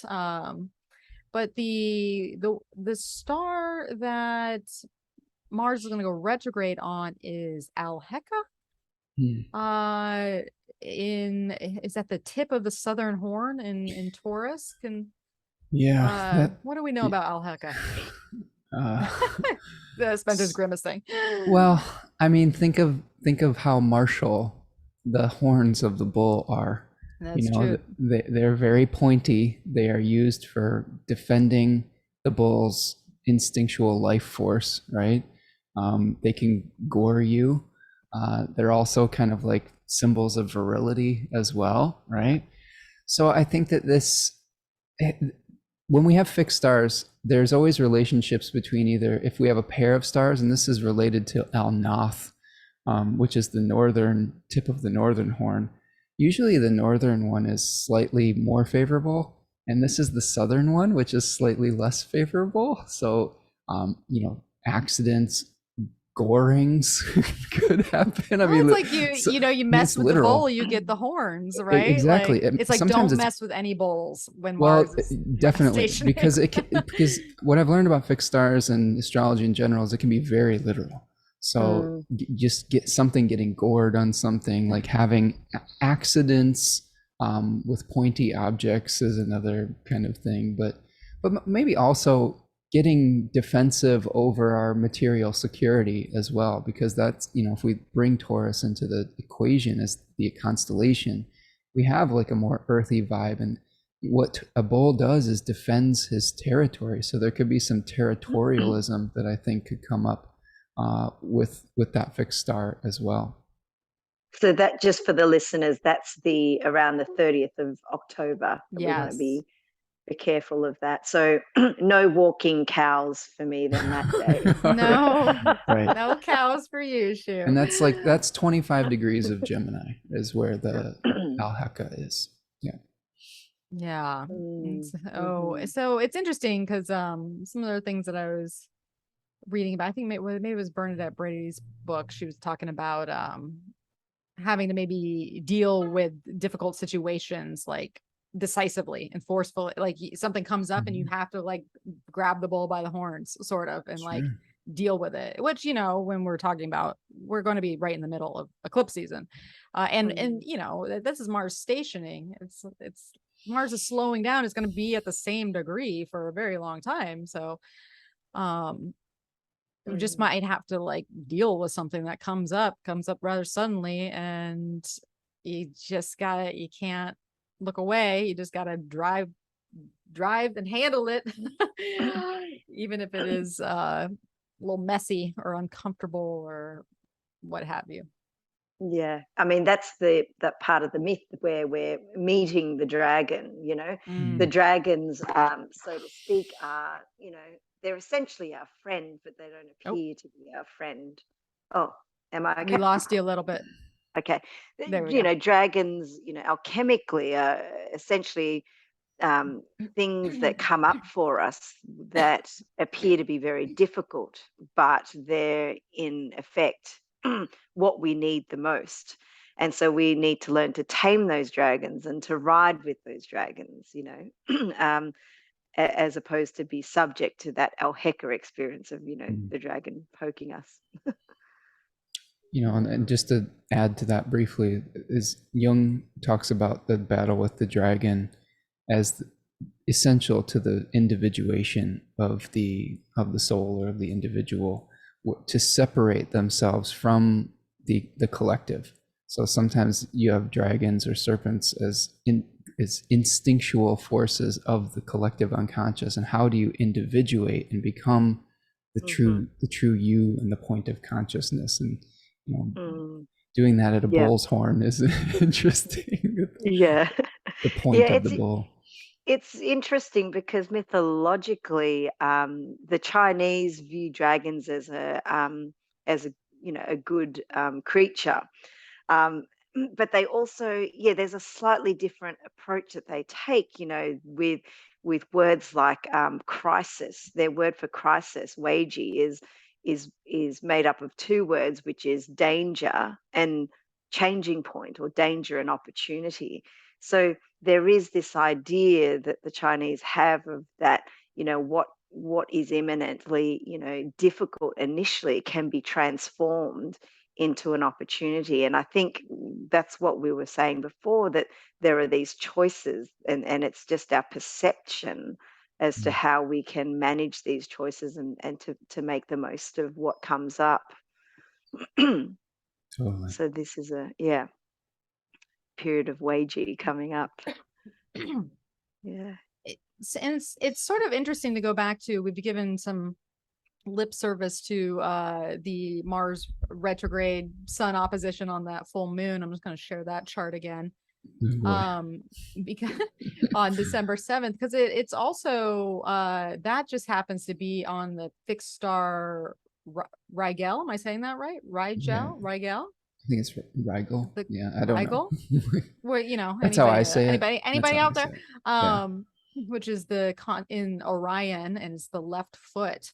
And so it brings up the idea of the educator or the scholar, and the desire to learn something or teach something or bring knowledge to others, for the sake of forward development, not just for personal gain. It's more of like, how can I bring insight to many rather than just myself? And so I thought this was an interesting, especially in our teacher signs of Gemini and Sagittarius. It seemed like it is a gnarly full moon to some extent. I mean, bring Mars and the moon together for anything, and it's like, whoa, but a full moon. But it's interesting that it had that connection. And with Jupiter back in Pisces too. Exactly. So what we could say is that no matter what happens, like, it will be a great learning experience for everybody, Yeah, Shu, I think that's brilliant.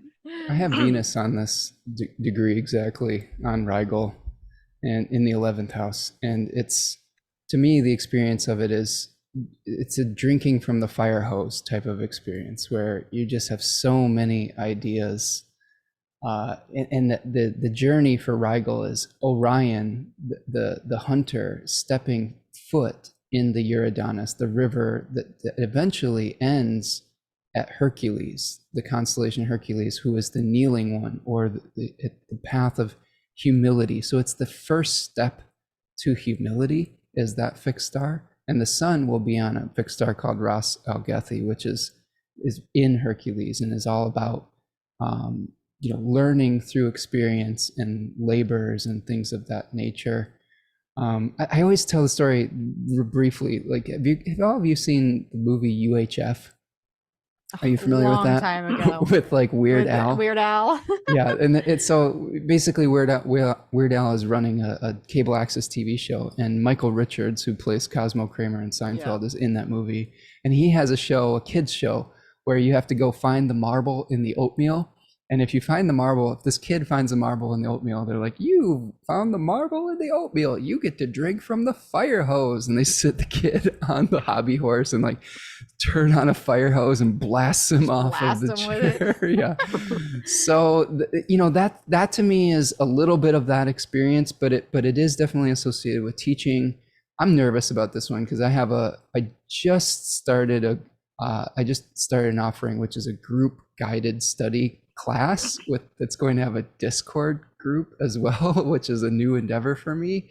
And this will be the last week that'll be meeting. So right in the 11th house. So hopefully that runs smoothly. But yeah, I think that there's a challenge. So are you suggesting with that fire hoses analogy that there may be, like, say, too much knowledge or too much information coming your way? Is that what you're... I think so. I think definitely. I think that the way that it functions in my chart is I will explore so many sources. So if I do like a webinar or something, for example, or prepare for something like this, I'll have like a million notes, right? Yes, You're thorough. I'm thorough. I drink from the fire hose of information, almost too much. But it's the square to the Virgo planet says, how can you take all that information, distill it down to its essence to pass on as a practical legacy for people. And I think that that's what I do in my practice. But here, there's tension between that expansion of options, drinking from the fire hose, and having a specific goal, a unification of body and spirit, which we see in the second decan of Sagittarius. So instead of bifurcating all of our attention in a million different directions, which is what the moon and Mars want to do at this full moon, the sun is saying, hey, to achieve something important, you have to unify all of those things and have something that you're aiming for. Does that make sense? Mm, Yeah. mhm. Oh, I do think it helps a little bit for this full moon with Mercury having moved into Capricorn, because you know the moon Mars combo itself is in a trine to Saturn, which will be under Mercury's rule. So if we do need to sort something out or piece it or kind of get that Saturn, you know, like bring it down a little bit. Let's create some form. Let's create some structure here. Let's less is more, people.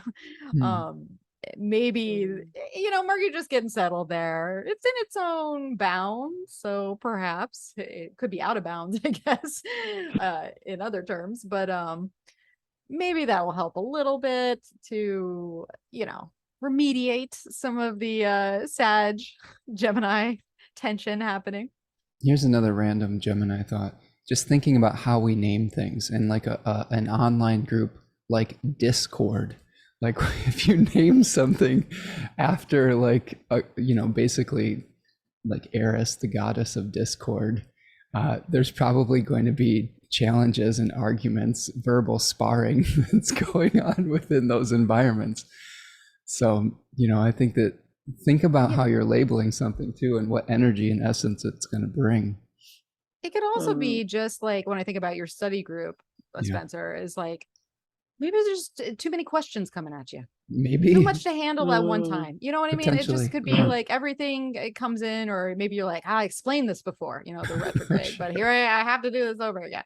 Yeah, and that's okay. I don't mind doing that. Yeah, and it's just like so much stimulus Right, coming right. at you to where it could be a little, you know, anxiety ridden just because you trying to keep up with it all. Like Right. it might not even be like, you know, something too that detrimental. It just might be just so much that it's hard to handle.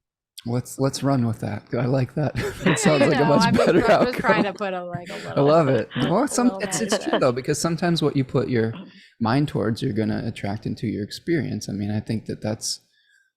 I think that we've learned that through things like The Secret, which is not my favorite expression of that, but I do feel like there is some truth in that what we put our attention towards, we are going to see and magnetize more of that, even just from our perspective. I think our perspective is important. You know, I think there are hard truths and immutable laws of nature and of the universe, but I do think that if we're focusing on the negative, we're going to create more of it. And if we focus on the positive during this period of time, we can also, I think, we can have a better experience. That's right. What you focus on grows. Yep. So just keep that, put that on Post-it, stick it wherever you look at things, and just speak it into existence. Right. So I know we touched a little bit on the stationary degree, because when Mars stations direct around January 12th, of course it's going to be hovering in this area for, you know, the term actually is the first of the month. What is I'm like, let me see, a New Year's Day here. So that New Year's Day. stationing, Oh yeah, that stationing point, I saw that was very interesting, because this is around the time when Mars sextiled Jupiter and trined Mercury quite recently, I think last week. And that Jupiter-Mercury opposition is happening 3 times over September and October. And it's just jogged my memory when you were talking about your example, Spencer, because it's almost like when we're stationing, we're coming back to that point about learning, around teaching, around mentoring, that we're revisiting that in some way, with Mars coming back to that exact point where it activated that Jupiter Mercury opposition. Yeah. Review, right? I mean, that's really what we may have to review a question, how we're teaching, our method, um, being able to Well, hold different opinions as well is important when you're a teacher. Seeing things from someone else's perspective, again, can bring Yeah. grace, right? Mm-hmm. well, I think that we're in for a deep dive around this time because on the 29th of December, just during the holidays, actually when Mars is on Aldebaran, which is the fixed star, the royal fixed star we're talking about of integrity at all Mm-hmm. times. If not, there's a Mm-hmm. cost. Well, Yeah. another planet that is assigned with integrity is Pluto. And Mercury is going to be stationing retrograde that day on the December 29th, just in the middle of our holidays, next to Pluto, which and on Venus, which Venus, as we well know, as we did a podcast about it last November, retrograded in the same exact area. So as Mars starts to slow down and it's hitting the fixed star of integrity here, our minds and our communication skills and our relationships, right? Because Venus is right there with the whole thing, is in Plutonian territory. So I think there's kind of like, I think Mars goes out with a big bang in the sense of just all this processing that we're talking about and the perception and the decisions and everything. Like we hit this point of no return to some extent with the Pluto process, and then we're taken back into Mercury retrograding while Mars finishes it up in this kind of integrity zone. Mm. Well, that's good. I'm glad that it's going to be, um, weeding out the tricksters, Mm. around that time. I think as hard as it could work out to be for some people, I think that's going to be a good outcome overall. Yeah. Yeah, it just matters if you're upholding your own sense of integrity, if you uh, are doing right by yourself and others, you won't have anything to worry about around this period of time. But if That's you're right. so just stay above board, I guess will keep you out of trouble around this period of time, because that royal fixed star of Aldebaran, it can grant great power and wealth and things of that nature, but it can also, you can experience an extreme fall from grace, as with any other fixed star, Antares, Regulus, Fomalhaut. You have to use your power in service of others and for the good of the whole, not just for the service of yourself. Yeah. And I will back that up because my Mars is exactly on Aldebaran by like almost the minute. So, and I have gone through this lesson in my life and seen both sides of it. And I 100%, it's true. It's actually what keeps me, I'm not gonna say it's what keeps me in integrity, but if there's ever that Gemini moment where you might stray or the Mercury trickster wants to come out, I like pull right back to this and I'm like, nope, you know better. You know better. That's your dragon right there. There you Yeah. go. You know better.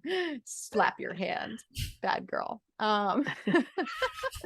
There's that internal dialogue again, right? Bad Mel. Yeah. So okay, now one thing we just have a few more things to talk about here before we wrap up. But one of the things I wanted to talk about is this has happened before. Mars Mars is stationed retrograde in Gemini, or has gone retrograde in Gemini before, obviously. And some of those periods, the last one we saw was actually in January 2008, where Mars had done a retrograde dance, starting out in Cancer actually, but it went direct in Gemini. And I guess I'll just give a couple. So that was in 2008. So the time before that was in the fall of 1990. And that was the middle of Gemini, and then it stationed direct in Taurus. So October through January. Then the fall of 1975, from same thing. It started out in Cancer, but did the majority of it in Gemini, about November through January of 75, 76. 1943, fall of 1943 through the beginning of 1944. That was the last time we had a Mars retrograde that was only in Gemini, and that was the full-blown World War II. I mean, battles every day on this. That was a pivotal moment there. So those are just some of the more recent ones. But what I was noticing, I mean, there's lots to talk about here. Obviously, there's war connections, at least with the US. In the 2008, there was tons of action in Iraq. You know, we had the Iraq war going on.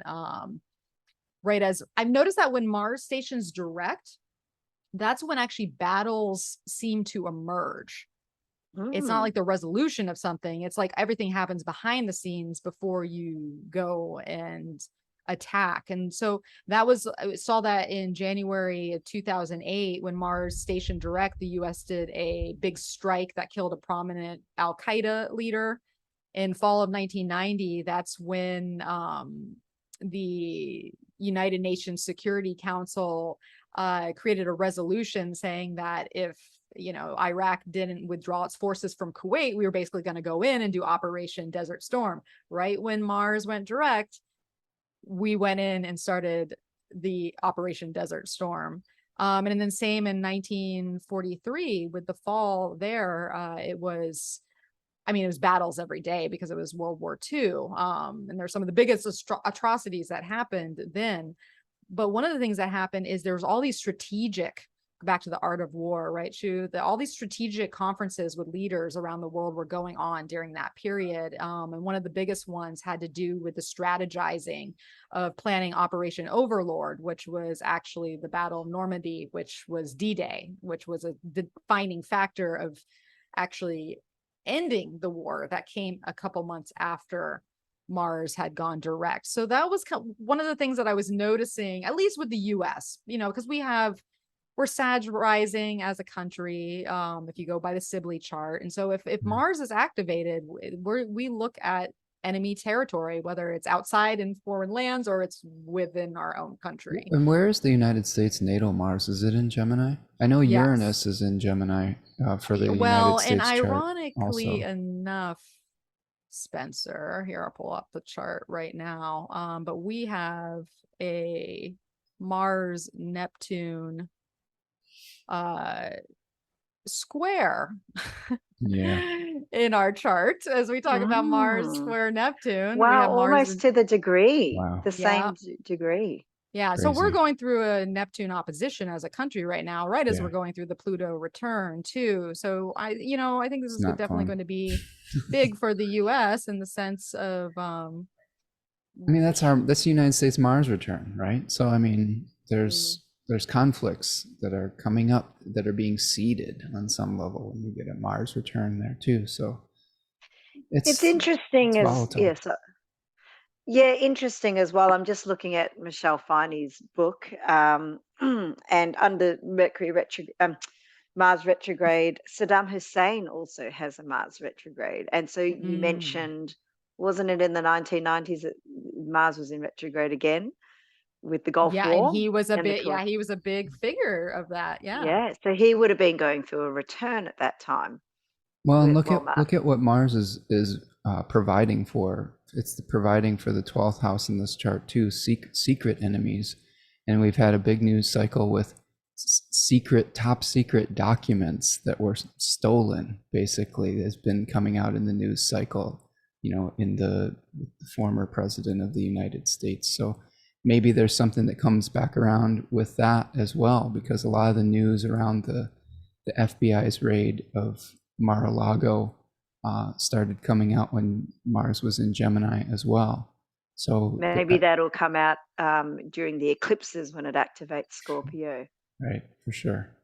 Because there's a lot of missing documents in that too, like that there's accusations of that former president selling state secrets to other organizations. So that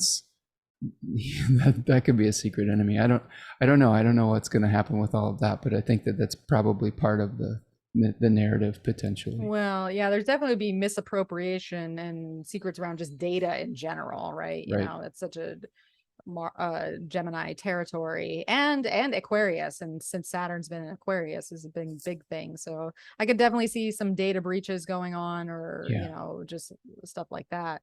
But I mean, on the other side of thing, aside from warring factions, it's some things that happened in relation to, like, in fall of 1990, right as Mars goes retrograde, is when the first web server and the foundation for the World Wide Web happened. The first web page ever written was in November during Mars retrograde in Gemini. Interesting. Coincidentally, the Super Nintendo came out, which was big news if you're Spencer and I's age. I do remember that. That was big news.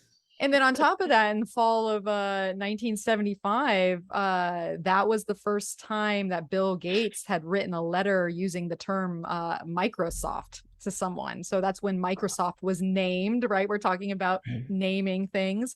That was the first ever use of the term Microsoft, which obviously is a huge. Interesting. Yeah. Yes. I mean, Gemini is such a technological sign, isn't it? We, with the eclipses going through Gemini, we usually find big tech advances, in those years, as we saw with everyone moving online just recently.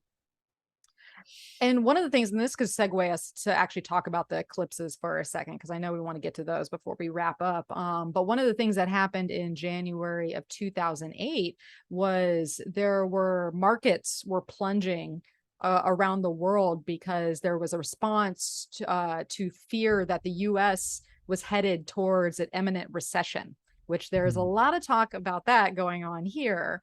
And so in response to that, the Fed Reserve actually slashed all these interest rates by think about Mars, slashed all these interest rates by the most that they'd ever done in one fell swoop, which they've been raising them recently. So it's interesting to think about the financial side of things, especially when we talked about earlier about fear, and also communication, right? That's a big thing about Gemini, is the communication, the news cycle. What's the word going around? So let us take a look at these eclipses in a little more detail, because they will be in this will be Scorpio season, so obviously Mars will be playing a big role. So the solar eclipse is going to happen on October 25th, in the middle of the night here in San Diego. But it's such an interesting pairing. We've got the sun and the moon, and Venus just freshly off her sun cazimi there. And Mars, that's actually a very interesting point, that Venus, because this is a Venus star point. If you look at the diagram of this pentagram of Venus, this is and that pentagram of Venus will process backwards over the degrees, and this will be the first time it's gone into Libra from Scorpio. So we're seeing a big shift here in the Venus cycle. It stays in a sign for about 100 years. So this is a pretty massive Venus cycle star point there that's happening right on this eclipse. And it will point back to every 4 years that Venus has this same positioning. So the last time this would have happened, this would have been in Scorpio, but it would have been the end of October 2018. So I think there's going to be a lot of relationship dynamics tied into this eclipse in amongst everything else. Yes, absolutely. There's also a fixed star at 2 degrees of Scorpio called Mia Placidus, which is in the Argo, which you were talking about, Jason, in the Argonauts.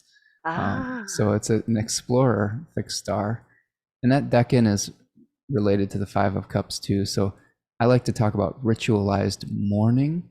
So I do think that with this eclipse, we may have to ritualize our mourning on some level to be able to compost an old form that isn't bringing us any vitality anymore. And then we gain an awareness potentially of something that needs to be let go of, I think, at this eclipse.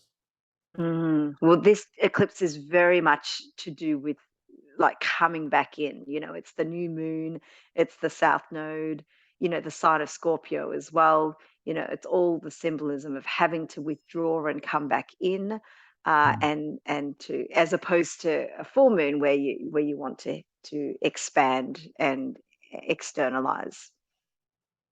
You ever think of these new moon eclipses that are on the south node as the beginning of an ending?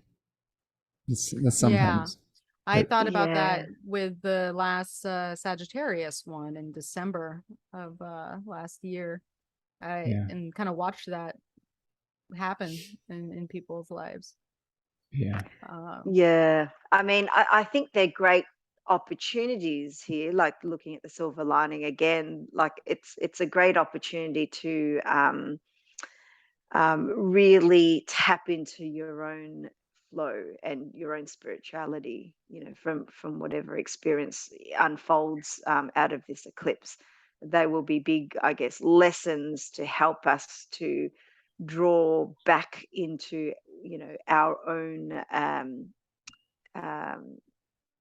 meaning, as opposed to someone else's, so I would suggest with this eclipse to, find time to be alone, maybe a little bit of fasting, or to find time to be on your own in a little, be a little hermit for that couple of weeks. I think would be a good. I'm going to be on a 2-week vacation with my partner during the whole eclipse.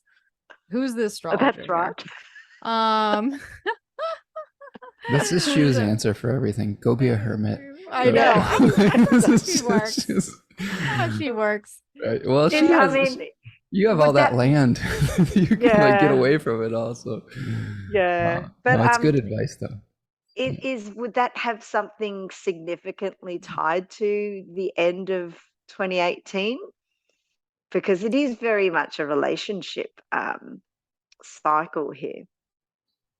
Maybe not to the end of 2018. It could be. Like I mean, end of October 2018. Sorry. Well, part of the trip is to like scout out a new place to move. And honestly, I've wanted to move for a very long time before I met my current partner. So maybe if I went back, maybe in 2018, there was like a moving theme. Or a financial even. Because Venus, Scorpio. I do remember that period when I was in consultations. There was a lot of intense relationship stuff, and a lot of it actually had to do with finances. Oh, I know what you're talking about. Yeah. Do you remember that one? End of I October, kind of remember everybody else's. Like I remember like reading and then I was just disassociating from my own life. I'm like, you don't need to remember that part. Nothing happened, nothing to see here. But it was this is going to be a lot of folks. Another thing that's interesting about this eclipse too, I mean, it's kind of nice that Mercury and Mars are in a trine together once again. They had that formation earlier before Mercury went retrograde. But what I think is interesting about this point too is Jupiter is like on the threshold. It's on the 0 degrees Aries, on the world point there. This point, when it's triggered, it has a lot to do with changes in power. Of course, we're seeing that during we're getting to the election season here in the US. But we haven't had it's been many years since we've had Jupiter cross the Aries point and do so in a threefer, not just one pass. So I think there's something interesting about this eclipse too, just because Jupiter's still Mars ruled, right? So that component, I mean, I'll have to wait and see what happens with there, but it does seem very significant just on a world scale and as far as power dynamics go. What's going on with Biden's chart around this period of time? I know. What's he doing? I'm curious. I don't know. Do I have? I'm sure I have him somewhere here.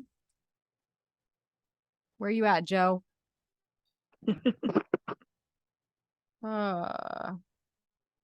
Has he got an accurate time? He does, I think. I'm pretty sure. Pretty sure. Mhm. What does he have going on? Well, he's got a lot of 12th house, but he's used to a lot of 12th house there. Oh, that's right. It's in the opposition to his moon. His moon Mm. over there in Taurus. So will be that will be going on in relation to his 8th house there. And About back squared to Pluto, squared to his yes. Pluto. Yeah. So there could be some dynamics there. His moon was definitely involved during the inauguration, because that was when Mars was um what was going on with Mars? Mars was on that degree. Mars was going from I think, I don't know. I'm pulling it back. Too many astro data, but I know Mars was involved on January 20th of 2021 on that, right after the insurgents. I think Mars was on his moon or near his moon at that point. So I just think when you have a president that is, elderly, you always are looking at these big I pivotal know. chapter markers, I and you're like, know. oh, is something going to happen? Because I think everyone's kind of on edge sometimes when you have at any point. This is true for everyone, but I think as you get older, the challenges around that, I think there's a certain faction where you're almost like, is something going to happen to him? And you don't want to predict that, but that would be a major power dynamic change. Mars does go direct on his Saturn, which is it's yucky. That's but that could have to do with warring factions. That's true. And, That like, his because he enemies, has right? exactly. Yeah. So yeah. So But I mean, his moon is involved on the 6th house cusp, so possibly, some health issues might come up, or just the stress of dealing with it all. Yeah. Because that's another interesting thing about one of the fixed stars that are kind of in the path of Mars going retrograde was a Bellatrix at 21 degrees Gemini, which happens to be the US Mars, right? And the kind of the catchphrase with that was success with stress, achievement with a cost. Success with a shadow. There's a price to pay for it all. So and they're talking about personal growth needed to face one's own demons or shadows, and it made me think of like the 9 of Swords energy, even though 21 degrees is the 10 of Swords. Just that kind of game brought up again. But so I guess we will wish Joe the best there. Let's take a look at November 8th. Mars has stationed, right? Mars stationed on the 30th. And also in this time, Jupiter has crossed the threshold back into Pisces. So, it's only 2 weeks later, but so much has happened, right? Of course, we can't ignore the fact that the moon being exalted, that's nice, but the moon is on Uranus by degree. Mercury is combusts the sun, getting ready for a superior conjunction there. And pretty close, this is a total eclipse. It's right near the south node. Venus isn't far off. Mercury and Venus are both combust on either side of the sun. All square to Saturn. And the square to Saturn. This is election day in America. And this is election day. Right. And this this is a party in a chart. Thoughts? Well, that Mercury moon opposition, to me, it's always like that balance between the head and the heart, So there's a sense of, I guess, fickleness, or like a inability to integrate what one feels with what one thinks, and and compromises needing to be at play, I guess. That square to Saturn, looks difficult. It looks like there's, certainly obstructions and blockages, around, sentiments of the public, with, maybe policies and the narratives going around at that time. So, coming into an aggravating tension with, the collective authority, the social structure, that kind of thing. I mean, I think the other thing we've been seeing as a pattern recently is people casting doubt on authenticity of our elections in America, and Mm, which is really frustrating. And it's something that when we do, I don't know how to put it. When you cast doubt on whether an election is legitimate or not, that just casts that puts cracks in the entire system.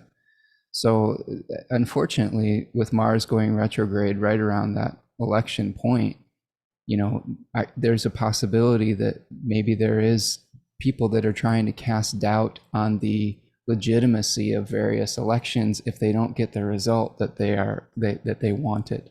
And that's a strategy that is being put into place by some bad actors trying to prime the pump for being able to change the outcome of an election if it doesn't go their way.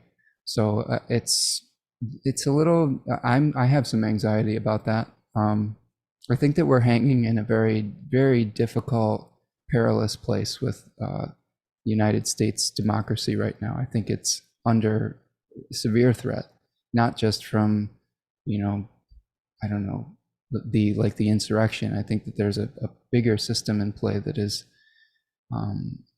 you know, with the Supreme Court and things of that nature as well. There's a lot of things that are being put in place to undermine free and fair elections in America. And I think that we're going to see some of that ugliness potentially around that eclipse period, because people kind of lose their minds around eclipses a little bit. That they aren't thinking rationally all the time. A lot of the rationality is turned off around this period of time. So I know that Shu wants to paint the silver lining and everything, but sometimes we have to call out where it could be a little bit of a bumpy patch. The good thing is the moon is exalted during that period of time, so that is nice. And there may be something where, if things do go a certain direction in the election, that there could be an unexpected generosity that could come out of that, because that's the Six of Pentacles, right? So maybe there's resources that are able to be put into play that we may, or gains that might come from it. Right. There. So I just did a Gemini flip flop. I know. Well, I was thinking, I was like, well, what about the imbalance of the giving hand, and we seeing how people have a little more influence, and we think, you know, we're getting the trickle down of some sort, but who knows? I mean, the whole T-square with Saturn in the, you know, the US's third house. I mean, wouldn't that be kind of like the polling to some extent? You know, the sharing of the information and the vote itself, like as far as like collecting the data of the, so I don't know if that will play into it, right? Because I mean, you know, Mars is turning back around, obviously, to get to this square with Neptune again that we talked about earlier in the program, while it's in a position to, with the, you know, the Neptune opposition with, you know, because Neptune's retrograding back in the sky and getting ready to make another opposition to the US Neptune. So there just definitely seems to be some interesting, like some confusion that will be going on within all of this. And the sides and naming it, back to what you were saying, Spencer, naming who won, naming who's the, you know, like it feels like there could be I don't know, I don't want to say in the dark, but well, and on some level, societies are intellectual constructs. There's just an agreement that we have to, you know, be organized on some level. And when people disagree intellectually about those things, there's a fragility that comes in with our quote unquote institutions. So I think that when there's all this ambiguity with the opposition with Neptune and whatnot, I mean, there's that dissolving quality that can come in, where the confusion, the illusion, trying to create illusion, I think is another thing that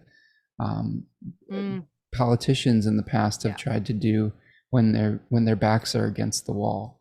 So that is something that I think to watch out for as well, as people who are deliberately trying to craft illusion to get what they want. Does that make sense? Particular picture. Yeah,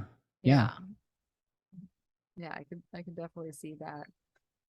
I'm just speaking from experience, because our last election, you know, we had tabulations of votes, and then you had the loser of the election basically trying to completely cast an illusion and carry it out for months. And that incited people to literally storm the capital of our country. So it's happened before. That's why I'm saying, like, this is, history tends to repeat itself. And I'm not saying that that's exactly what will happen, but that's the canvas that this election is also being, coming directly after and potentially could be painted on. And I know a lot of people are just getting really fired up about it. I just want everybody to get along with one another. That's my plea from Venus. I know, it's like that. Well, and it is a Venus eclipse there, but it doesn't help that Venus is, we have the exalted moon, but Venus is a bit debilitated right now. Venus is like, it's a little hot in here. My ruler is backwards wearing Neptune. Yep. Help me out, people. Any thoughts on it's how it goes when we have a solar eclipse in the south node, we get a lunar eclipse, a north node lunar eclipse, and the reverse in other ways. So any thoughts on just this eclipse being aligned with north node progress? What do you think, Shu? Toss that one to Shu. As a total outsider, I guess I don't know much about American politics, but it doesn't have to be about American politics. It could be just about life in general, because I'm sure people are like, well, what about me? I know we have things going on in the US, or I don't even live in the US. Like, tell me a little bit about myself. Yeah, look, I don't think it's going to be as bad as that first eclipse. I think this one, there might be some happy surprises there in amongst the crud. I think it's more the first one that we need to worry about, with that new moon eclipse in Scorpio. That one looks a little bit more sinister.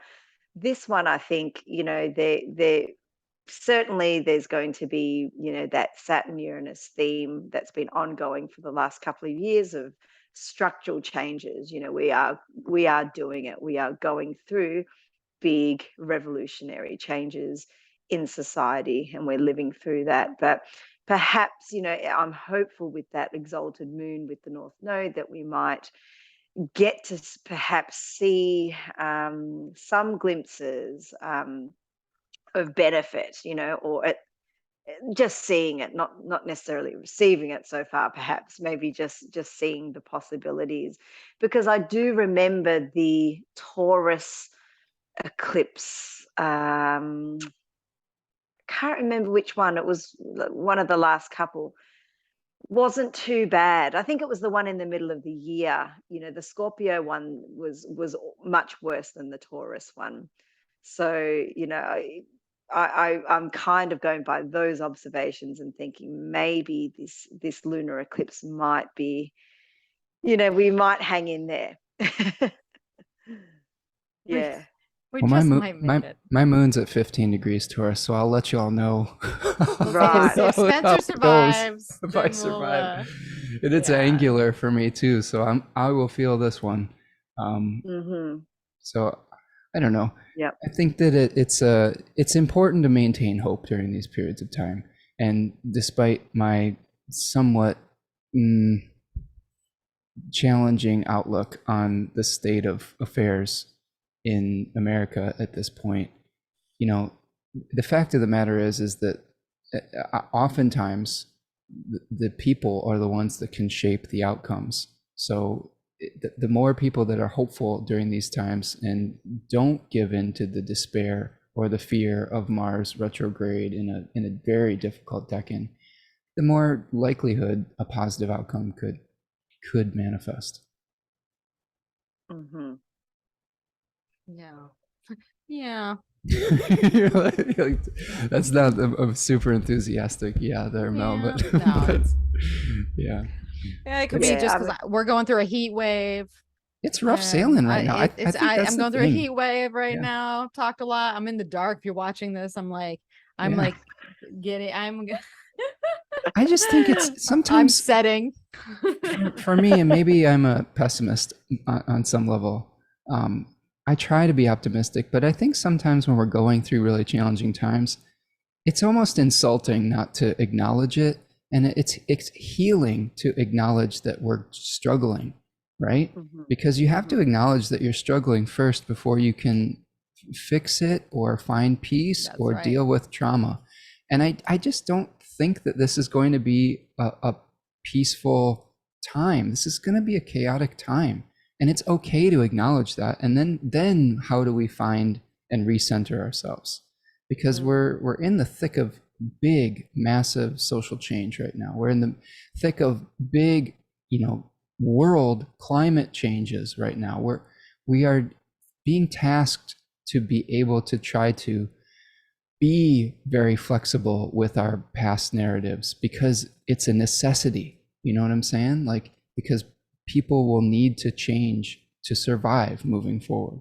And it's our dragon, the collective dragon. We are fighting a dragon right now. And you don't fight a dragon by being like, well, maybe we could paint its toenails right now, and we could put a flower hat on it. No, you get your sword out and you do the hard work of actually going to war and going to battle with the dragon, right? I think that's, and I don't mean that like we have to go to war physically necessarily. I hope that we don't, to be honest with you. But I do think that we have to have courage to face whatever shadow that erupts in this Mars retrograde period, and either own our responsibility around it or be courageous enough to band together and find collective solutions. Yeah. I mean, with this particular full moon eclipse, I know that every time we've had a Taurus eclipse, I've had something go wrong with my power. But every time we've overcome that, it's been an improvement on our power system. So, it's things that needed to be done so that we can gain some improvements. And that's kind of how I see this exalted moon and Uranus North Node playing out, that there is some good that comes out of it ultimately, even though it's a total pain in the ass. Yeah. And absolutely. And I think that really just brings us back to the whole tarot conversation we had earlier, and we really never touched on Mars being the card of the tower, right? Like it has to break down in order to be rebuilt. Yes. And it's happening in flying out the building. And it's happening in Taurus, and we talked about this earlier with the fixed signs. Is like, oh, give us some fit, but these are big ingrained, Shu talking about the power grid, power structure, it's if we're going to infrastructure, infrastructure, in the biggest infrastructure we have, Mother Earth, like I think there's going to be a lot of environmental things that are coming up right now here too, and maybe like knock on, I don't have to knock on wood, this is not superstitious. I'm like, I have to knock on wood to be like, maybe there'll be some breakthroughs for the planet, like some innovation, or because that's what hopefully Uranus can bring us on occasion, especially when we're talking about the strategic nature of Mars and us seeing some themes about breakthrough technologies that start to burrow in and get a foothold during these time periods. So it might not even be something, in the nature of the receptive yin signs, and that might not even be quite out there. There could be all these stuff going on behind the scenes that's going to, in months to come, facilitate these shifts in this evolving of infrastructure, power, food. Well, and Mel, look at the decan that Saturn is in squaring this too. It's the Six of Swords card. It says, hey, Saturn binds you to something. It says this is your responsibility. And at this point, at this eclipse, it's a collective responsibility to move on, to be innovative, to say, hey, the old narrative, the old idealistic structure isn't working. It's not working for the planet. It's not working for marginalized people. It's not working for the majority of people. It's only benefiting a tiny, tiny, tiny minority of people right now. And we have to be willing to move on and say, how are we going to do something in a new way? And I think this eclipse is going to be highlighted by that. Because, Saturn's in the overcoming position to the moon and Uranus in here. And whenever Saturn's in the overcoming position to any planet, that Saturn's in charge. Saturn is exerting the influence on that and says, hey, I'm making the rules now, and you're going to have to do it my way. And Saturn does it from a responsible, mature, hopefully 30,000 foot viewpoint, Hopefully in there. right? Hopefully, right? Well, Sustainable way. Sustainable. There you go. Long term. And what we didn't, and what we, I mean, because this isn't a Saturn broadcast per se, but Sure. when we looked at the solar eclipse a couple weeks before this, that's just 2 days after Saturn stations direct. So Yeah. just to add, out. you know, emphasis to what you're saying, it's like a Saturn that is like, okay, I'm emerging. I've got Yep. plans. This is how it's going to be, you know, because a planet in its own domain can implement whatever it wants, even if there is tension all around it, you know, Well, like and that's think kind of the about the nature of it. passing of the baton, Mel, of like Mars turning retrograde and losing agency, power, and Saturn turning direct and gaining it. So I just think that this time will be much more Saturnian than Martial, because Mars isn't going to be in charge anymore. You know, like Mars is going to be reviewing and backtracking, and Saturn's going to start moving forward. Limitations will start moving forward. Restructuring of long-term agreements are going to be moving forward. Well, and that's the interesting thing too, because one of the cycles within the Mars retrograde is the trine to Saturn. And Yeah. the first one, September 27th, when Saturn is still retrograde and Mars is direct. And then, like you said, we get this kind of flip-flop where now Saturn is direct again. And on November 28th, they meet in another trine when Mars is, you know, closest to the Earth there. And also Venus is getting ready to oppose that there. But there seems to be, it's interesting how Saturn can be like, okay, Mars, you're backwards, you're chewing over things, you're gonna meet the sun soon.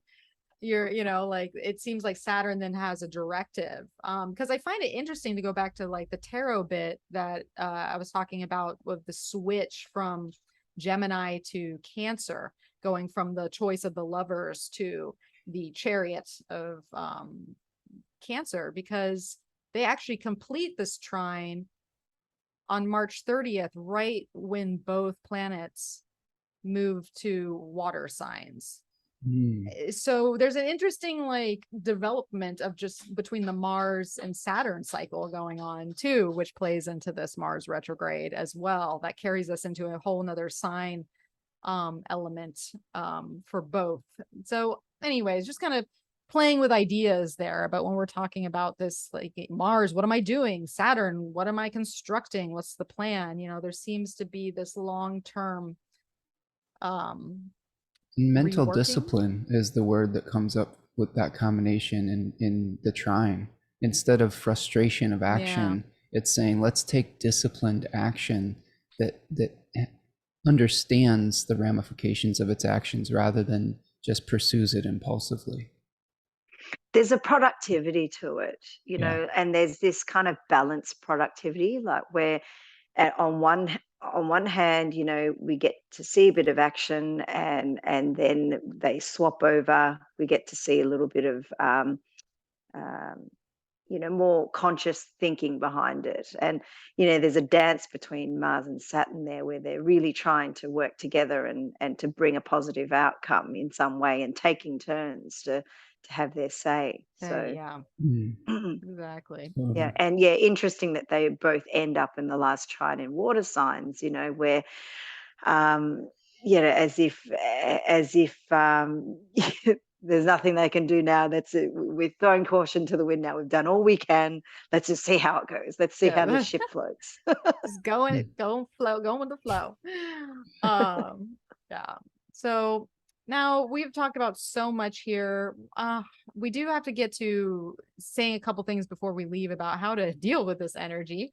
I know one of the things we didn't talk about is, and maybe I'll just do a brief mention of the fact, unless anybody else has anything to share, you know, we're getting to the point where, if you think back to when we were talking about Venus retrograde back in November, there was a lot of action going on with Venus and Mars making 3 conjunctions to one another.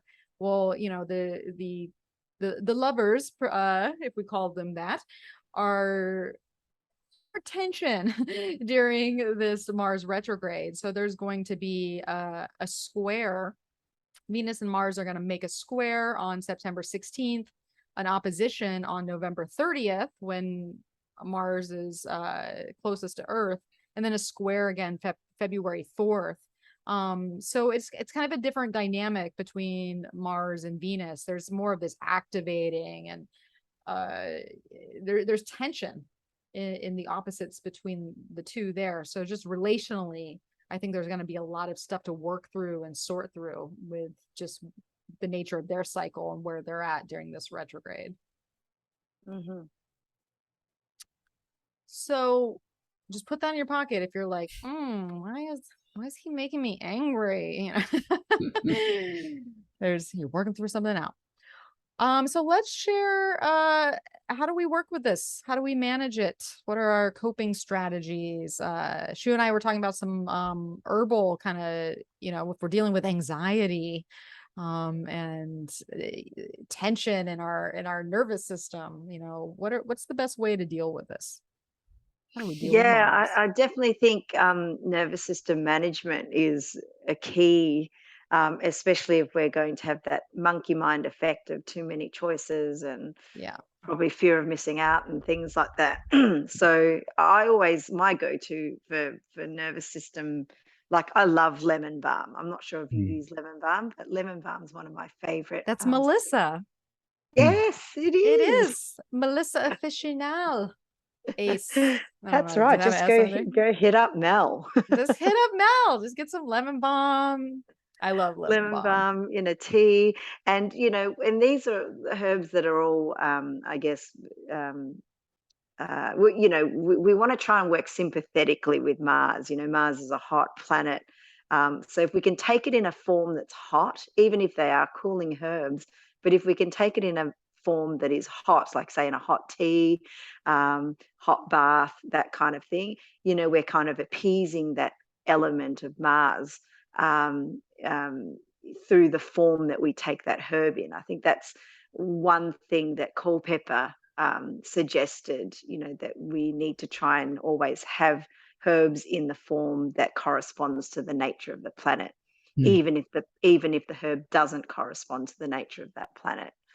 And I guess you guys will be coming into winter, and so with Mars being such a big such a planet associated with blood and our vitality and energy, you probably need to be aware of your immune system as well. So echinacea is also a Mars herb that I think would be really good. It's also good for cleaning the blood, but it's also cooling at the same time. And same with nettles. You know, nettles is definitely a Mars herb. It's great for reducing inflammation, whether that is like inflamed anger, but it also is good at sort of building blood at the same time. And I read as well that it was great for damp heat, and I thought that's a good Mars and Gemini remedy, I thought, because Mars and Gemini seems like damp heat to me. Yeah. I think that the nervous system, I would agree 100%, is something to take good care of. I think that Mars can inflame our nerves, and, you know, things can get on our nerves. Too many thoughts can bring us anxiety, adrenaline. I'm not an herbal expert, but you know, I believe that there's a class of herbs named nervines. Nervines, right, that I think would be beneficial. I believe herbs like chamomile or lavender might be something that could help calm you down. I know those work for me. If I'm feeling anxious, if I'm getting that 9 of Swords experience with my Venus and Gemini too, I use a little bit of lavender oil on my wrists when I'm trying to sleep, and then it helps me go to sleep. And chamomile tea calms me down. So I don't know. Like I said, I'm not that an expert on herbal. Those are classics. You can't go wrong with either one of those. Well, there you go.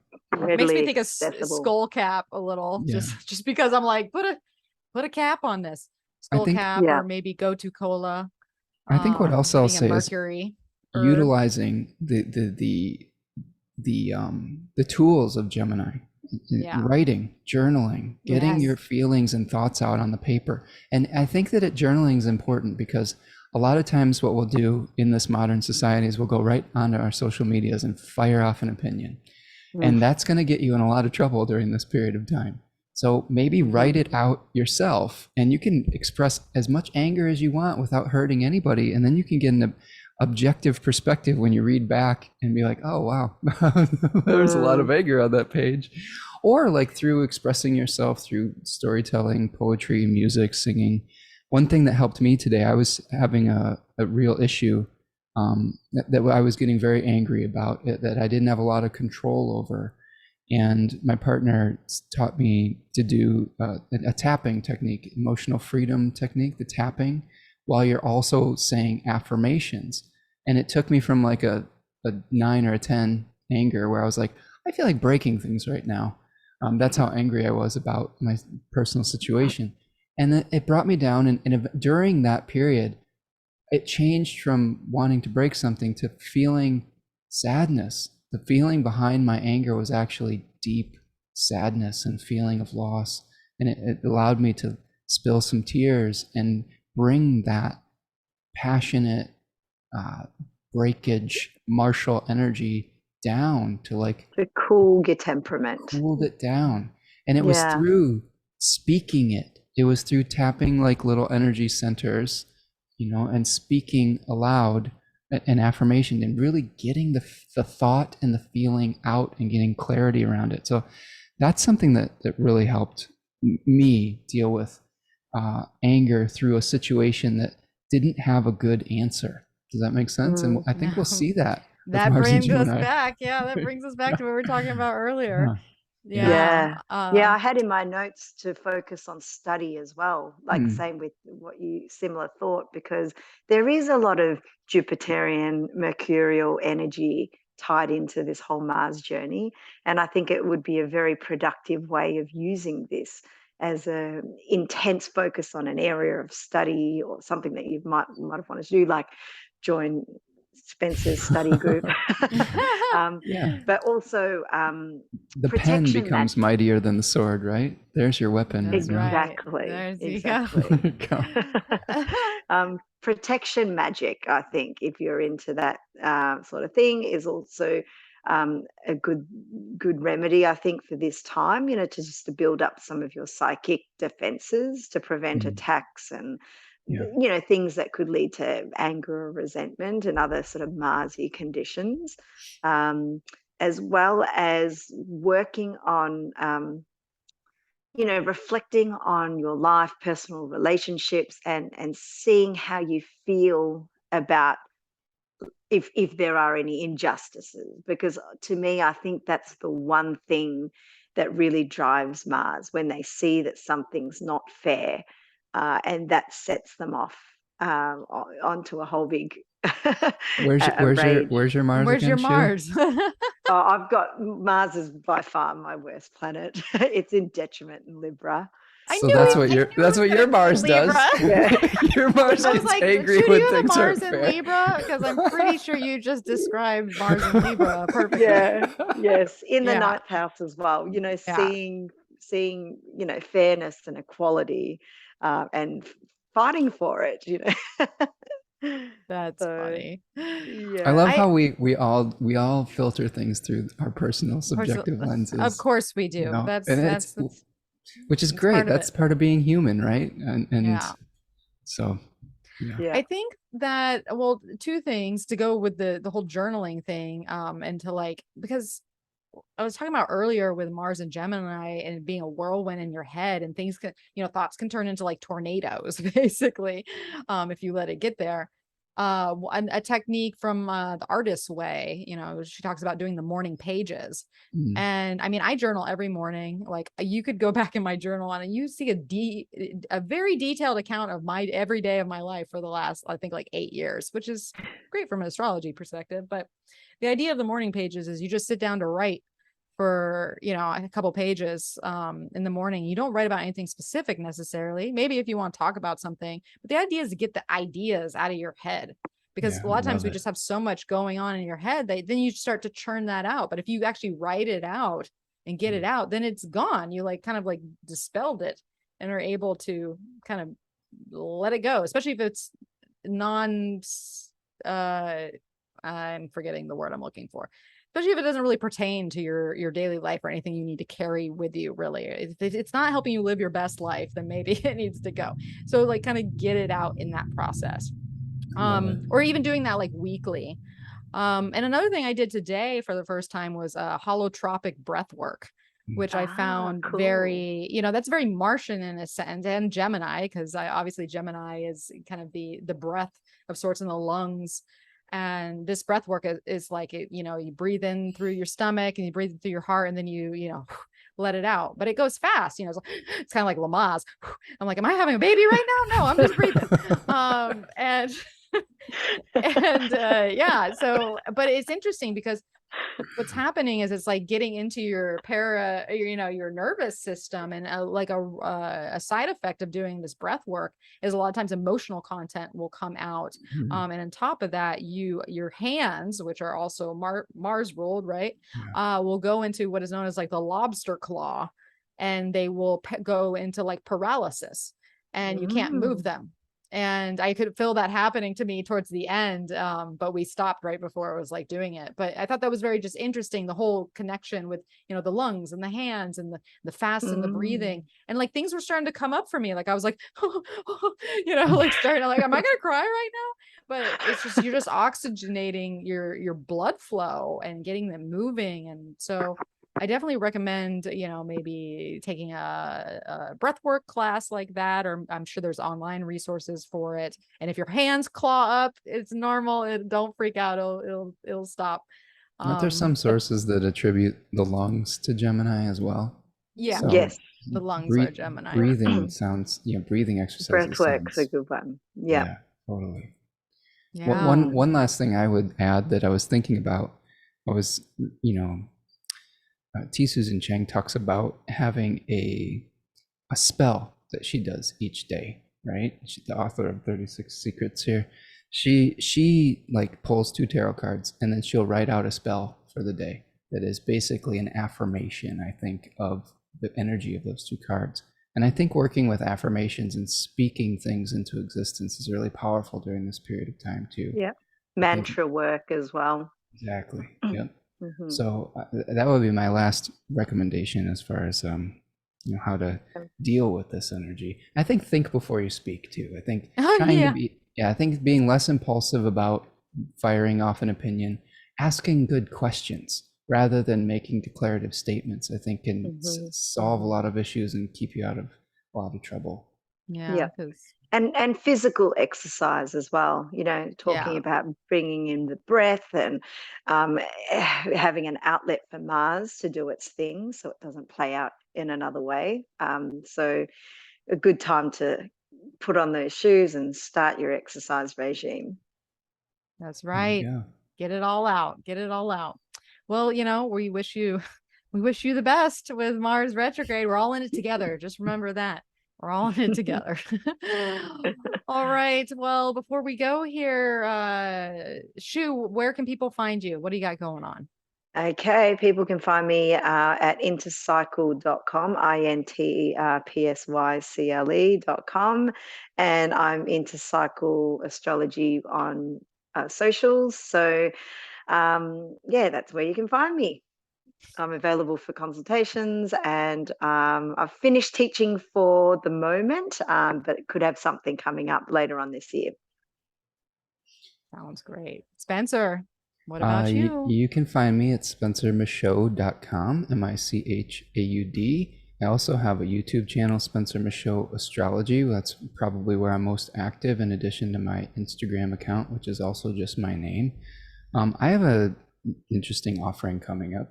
It's where I'm going to be doing guided group study starting on the 26th of September at the new moon in Libra. We're going to be doing a 3-month study focusing on Demetra George's Ancient Astrology in Theory and Practice. So it's a sort of a book club slash guided group class type of thing where we're going to be reading passages, discussing.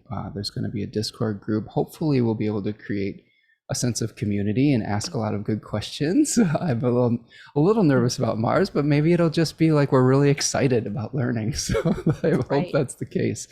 But you can find more information on that at the booking button on my website, spencermichaud.com. And I'm also available for consultations as well. Nice.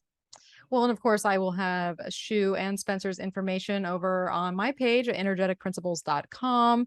So there's always a blog post where you'll be able to direct link on over to them. You can also book a consultation with me if you are interested in doing so. You can find me on Instagram at Energetic Principles. I don't have a whole lot going on right now. I've been taking a break from social media to focus on, just some of my own life, but I'm still available for consultation. That's all still there. But just saying that, because I if you don't stay like on it, I feel like gotta hustle. there's just so much stimulus out there. I'm done hustling. If I don't feel like comes to my Mars on Aldebaran. I'm like, am I in integrity by forcing myself to write a post that I'm not you gotta feel like doing right now? No, it's like I'm you resting. you gotta exhale every once in a while. Yeah, but I'm still available. Just because I'm not a content machine doesn't mean I'm not doing my job. I guess that was a side rant. Can you tell Mars is on my Mars right now?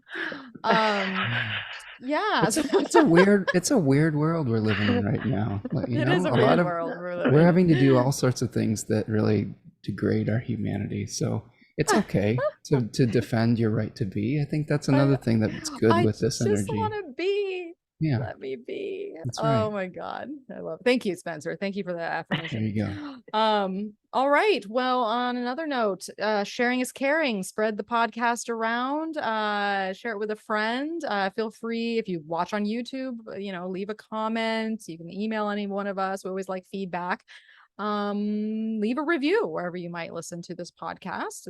That helps too. And really that is it. We are kind of all talked out here, but I do want to thank Shu and Spencer, the retrograde gang, for joining me here again for Mars retrograde. I think I'm just gonna go ahead and say that we did a really good treatment. Thorough. Yeah, it's been fun. Thorough. We're embodying the energy of Mars, I think, today. It will be good to listen back on this over the 7 months that we will have Mars in Gemini. Oh boy. So. Yeah. Bookmark this episode. You may be coming back at different times. It'll make more sense. I know, right? You'll be like, oh, okay, I get it. Yeah. So thank you guys. We will I don't know when the next time, but I'm sure it'll be a retrograde, but we'll be back. Okay. All right, everyone. Well, thank you for tuning in to us talk all about Mars retrograde in Gemini. We wish you the best out there. Get out of your head. And you'll get through it. All right. And as always, may the stars be with you.